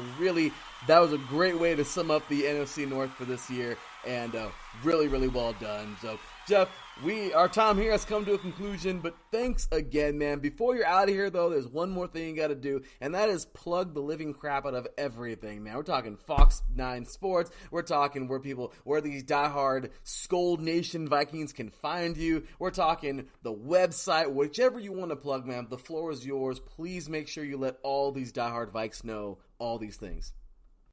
Is it Twitter or is it X now? I don't know what's what here, but I believe it's X now, according to because I'm a victim of the Twitter rate limit now. I haven't done the subscribe thing yet. I'll be fully honest there, but on the Twitter machine, I am Jeff Wald Fox 9. Pretty self-explanatory there. I'm also on Instagram at JRWald7. I don't post quite as much sports content there. I do some day-to-day stuff. If somebody says something funny or if there's a big storyline for the day, I'll post some sound bites there. The main thing is you can find all of my written content on fox9.com/sports. That's our sports page online. And we're also on YouTube. You look for the Fox 9 YouTube page. What we do is if somebody has a meaningful quote or, if there's something crazy happens, we'll generally put a video of in some respect related to that online with, that day. Trying to think what else we have. I will plug that. So tomorrow is the first padded practice of training camp, and we're going to be actually doing a live TV broadcast from TCO Performance Center in Eagan on Fox 9. We'll be streaming it on our website if you want to watch on fox9.com. That's from 2 to 3:30. Practice, I believe, is 2:15 to 4:15 tomorrow, so it's a little over an hour of live content. And like we said, it's always a fun day when you put the pads on for the first time. That's so true. And sorry, one more. I'm sorry about intervening for this, but that's forgot, Jeff. This show will actually be on Thursday, August 4th, I think, or whatever day that is. Sorry. No, you're good though. No, it's completely fine because, hey, I mean, once again, if you guys do this often, I mean, this is a great place to plug if you guys do that live streaming and everything. But yeah, man, it's a great place to go check out some live streams. But yeah, I know. So tomorrow, like in real time, it's the 31st, right? But yeah, I mean, will you guys be doing anything after the 3rd? Well, we do have the Vikings do have a night practice Thursday night. So instead of what they normally do with the fans is there's 2 practice fields on the backside of the complex, and there's bleachers everywhere. There's tents everywhere. Every practice will be sold out fan wise. But what they do is they take the practice and they move it into a stadium that's seats about 8,000 roughly. and there'll be a concourse up above where people are standing too. So I would bet there would be 8,000 to 9,000 people there Thursday night. No different than normal practice. They do their normal individual drills. They'll do team situations. They'll kick. They'll do everything they can in an hour and a half. But under the lights, beautiful summer night. I mean, hard to beat if you're a diehard football fan. Hard to beat a night practice at TCO Stadium. Oh, that's so cool, man. Well, once again, Jeff, you've been great, man. We thank you so much for your time here today. Certainly appreciate you and all of your awesome input about your Vikes this year, man. And we look forward to having you back on this show very soon and often all throughout the season, man. So thanks again. We appreciate your time, man. And once again, we'll look to have you back soon. Thanks for having me. Happy to help you anytime. Anytime, man. Appreciate you, brother. Take care. Have a great evening. All right, you too. Have a good night. Thank you, sir. All right. All right, you guys, that was Jeff Wald, man. What a great guy. That was a lot of fun. And, well, that's going to do it. That is it. One more time, guys. I'm going to hit the applause button one more time for this because we did it. We made it. All 32 teams have been covered. We are done. One more time, you guys. That is it. We did it. Yes. Oh, my gosh. The NFC North is in the books. And that's it, guys. We are finished. When we come back, you get my final weigh-in on the NFC North. And we get to put a cap on this year's 3-and-out, 8 divisions in 8 days. Oh, it's been fun. This is the finale of the entire series, the finale of NFC Week, and it has been so much fun. Well, there's only one thing to do, y'all. You were listening to 3-and-out, 8 divisions in 8 days, the conclusion of NFC Week and the conclusion of 3-and-out, 8 divisions in 8 days as a whole for the 2023-2024 NFL season. When we get back, we are talking my final weigh-in on the NFC North. Once again, it's me, your boy Larry B. My NFC North final weigh-in is coming right up after this.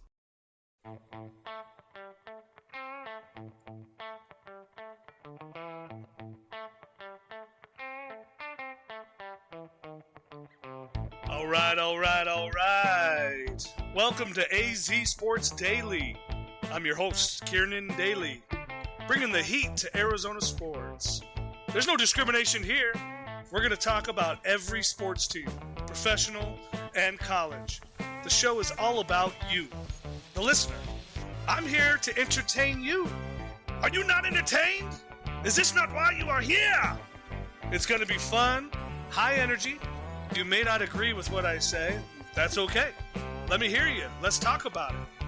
Join me every Wednesday, 8 p.m.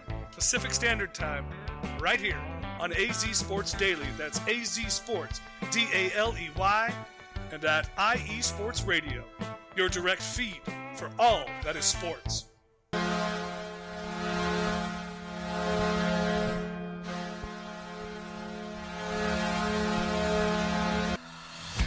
Hockey fans, I'm Adam Kernan. And I'm Zach Puplis. Together, we are the newest version of Hockey Talk on IE Sports Radio, The Neutral Zone. Zone. We love hockey, but we also know it's not everyone's first sport. So we want to make this show as much for new fans as for the diehards. Whether you can name all the Swedes on the 08 Red Wings Stanley Cup team, or if you can't tell if Varlamov is a goalie or the latest trendy vodka, we're here to help.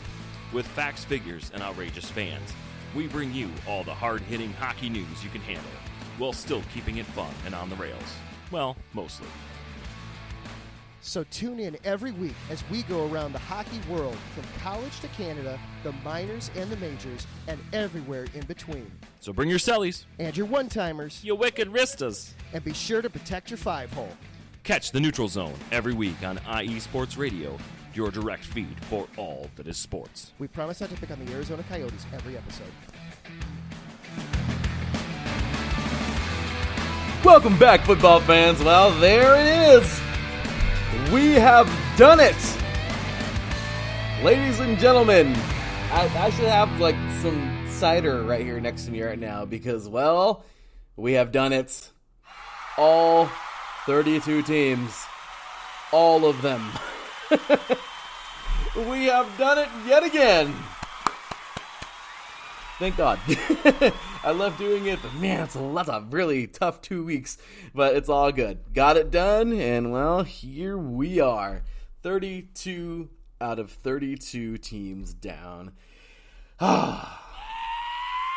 Yes, yeehaw it is, because we are ready to roll, y'all. We are ready to get into the season. We're now just 2 hours away from the Hall of Fame game in Canton, Ohio. I am so excited for that game just because, once again, we get NFL football back, right? Jets and Browns tonight, 5 p.m. Pacific time, 8 p.m. Eastern. Don't miss it. It's going to be fun. And once again, we don't care if it's preseason. We get football back, right? So, all right, let's get into my final weigh-in of the NFC North. Big shout out and thank you to every one of my guests. They were awesome. Of course, Mr. Adam Karnick, Bernie Bango, Zachary Puplis, and Jeff Wald. Great people. Great people. And we just finished on up there with a little finale there on the Minnesota Vikings. This has been a great show. And thank you very much, Taryn, for popping in there. So, I'm just going to go ahead and throw it out here. This is the voting poll. I'm going to get this out there quick because I forgot it last time. But you guys, oh man, there it is. 37% of you are taking both the Vikings and the Lions. 19% of you are taking the Packers, and 7% of you are taking the Bears. Now, it is good old Adam Karnick in our chat room here. No way in bleep that Vikings are winning the NFC North this year. Well, a lot of people would beg to differ, but this is gonna sound crazy, but I'm going Lions, you guys. I think this is it. Unfortunately, I know the Jameson Wilson suspension is there, but honestly, guys, I feel like it's gonna be a fight. It is gonna be a fight to the finish. But when I look at this offense, man, there's a lot. There's a lot. They're solid. It's going to be super close, I feel. But I don't know. I just kind of feel like this offense is going to somehow spark. The defense is okay. They're solid. But I don't know. When I look at the Minnesota Vikings. Okay. This is what I'm looking at when I see the egg share. Kirk Cousins is definitely, he's been there long enough to be able to be called like, yeah, he's elite. He's here. He's not going nowhere. But I look at just a couple of the big factors.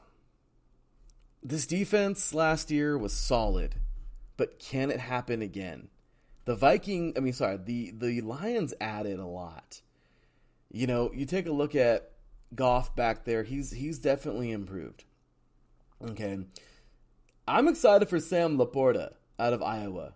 I think he's a solid tight end. And I really do feel Marvin Jones, even once again, Amon-Ra St. Brown, there's a lot there when you look at this. This is a coin flip to me.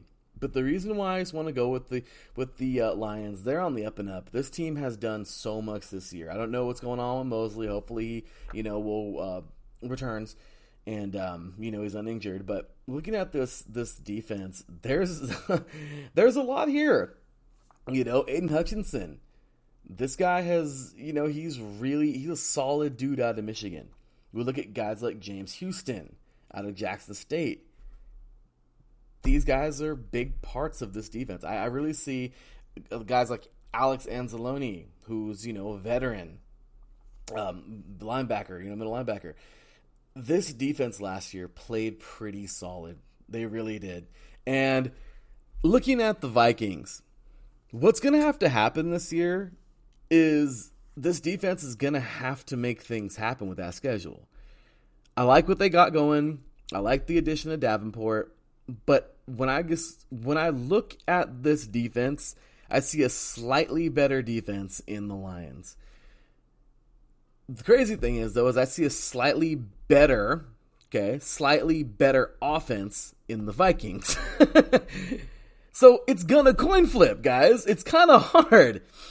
I feel like right now the Lions have it. They're gonna have enough, I think, to just edge out the Vikings. Then we get to third place, which this is kind of hard because I don't want to, Adam's such a great guy, right? And I thought, he has so much hope. And this is a good team, okay? Justin Fields, he's coming. Khalil Herbert, good, cool. They had a big pickup there. Dante Freeman, I don't know. Or Deontay Freeman, Foreman, my apologies. But I just want to see this team continue to get better and gel. But DJ Moore was a huge pickup. But the defense is what's really kind of just kind of standing out to me. Like, I don't see a lot there. That seems that you got to stop people, So, realistically, the Bears and the Packers, because even looking at the Packers, what's Love got to do with it? Explain now. What's Love going to do this year? Is this going to be a year where he surprises everybody? And forget about my top 2 picks there. The Packers are going to soar to the top and go off and earn, the NFC North title this year. I mean, anything could happen, right?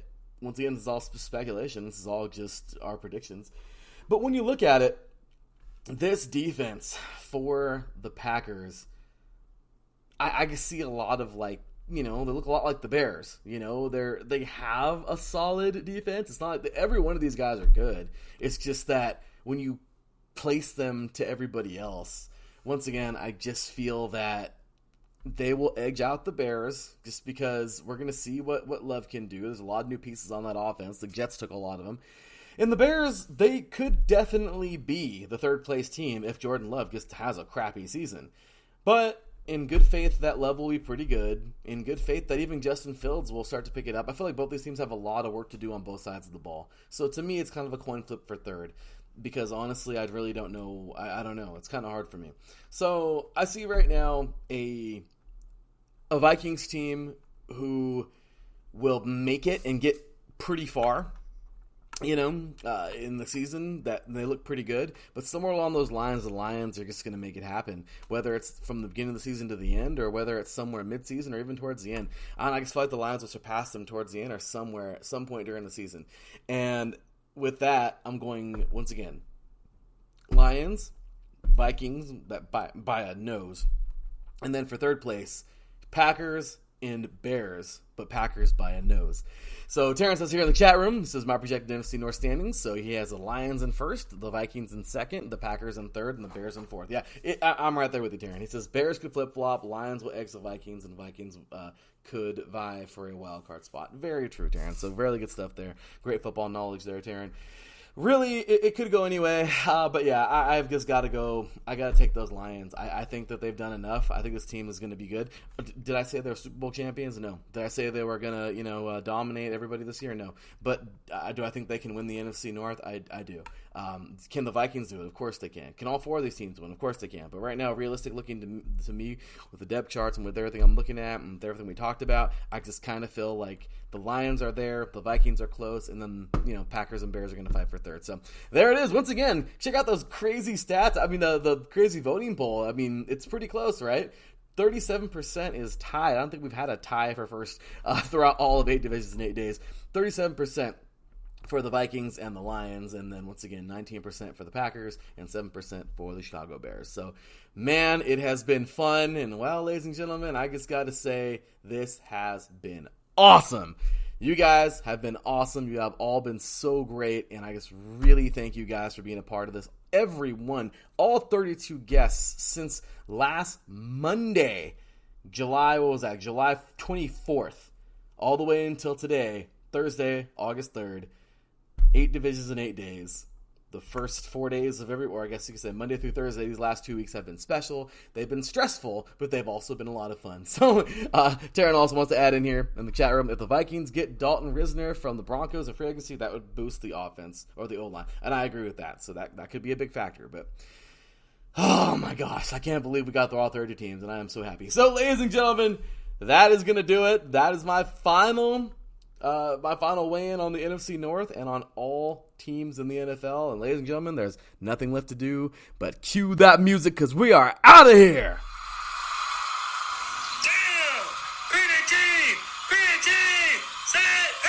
All right, you guys, that's going to do it. We have done it. We have reached all 32 teams, and there it is. The season previews are completely finished. Now, where do we go from here? Well, 3 and Out will return. Preseason, possibly doing a couple shows here during the preseason, next couple of weeks. But be ready, y'all. We are going to StreamYard. 3 and Out is going to be so much fun this year. Lots of live guests. Just lots and lots and lots of fun. We are going to have great live guests. Talk about the primetime face-offs. We're going to have so much to get into when we kick the season off. Of course, the actual season coming up. Kickoff is going to be Lions. Oh, the Lions that we picked to win this NFC North will be taking on the team that I picked to win the AFC West, the Kansas City Chiefs, on September 7th, Thursday, September 7th. So be ready. 3 and Out will return that week between the 3rd and the 9th, and there it is, you guys. So I appreciate you all. Thank you all so very much for being a part of this show. You guys are amazing, as I always say. All glory to God. That's right. Without Him, nothing is possible. And of course, without all of you guys, IE Sports Radio is not possible. So we thank you. We appreciate you all. Thank you so much for being a part of this. And there it is, you guys. So stay tuned. We have more 3 and Out coming up. Just another version of it coming up on Saturday. This coming Saturday, August 5th. My boy Terry Rodriguez and I come to hang out with you. 7 a.m. Pacific time, 10 a.m. Eastern.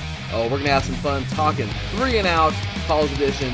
We're bringing you the previews. Remember, we're talking everything, y'all. National high school football. We have here, junior college, 3C2A, NJCAA, Division 3, NCAA Division 3, Division 2, and the NAIA, the FCS, and the FBS. Coming to you every Saturday. It's going to be a lot of fun. But that's pretty much it, y'all. We are done. It is over, and we are on our way to the actual season. I hope everyone has a great training camp. I hope everyone has a great preseason.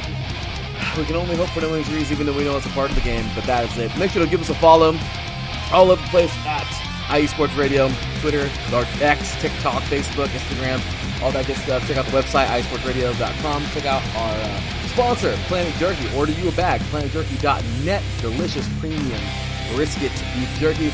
And of course, you follow me at Larry at the THE_LB53. You can follow, that's on X, and also on X, give us a follow at 3 and Out, all spelled out, 3 and Out, IESR. Also, give 3 and Out, College Edition, a follow, 3 and Out, IECE. So, there it is, you guys. We are all done. The NFL is complete, and we are on our way to the preseason. That is it for me, your boy Larry B. Thank you to all of our guests. Thank you to all of our listeners. And, well, 8 divisions in 8 days is just the tip of the iceberg. We will see y'all soon. Take care, and as always, God bless.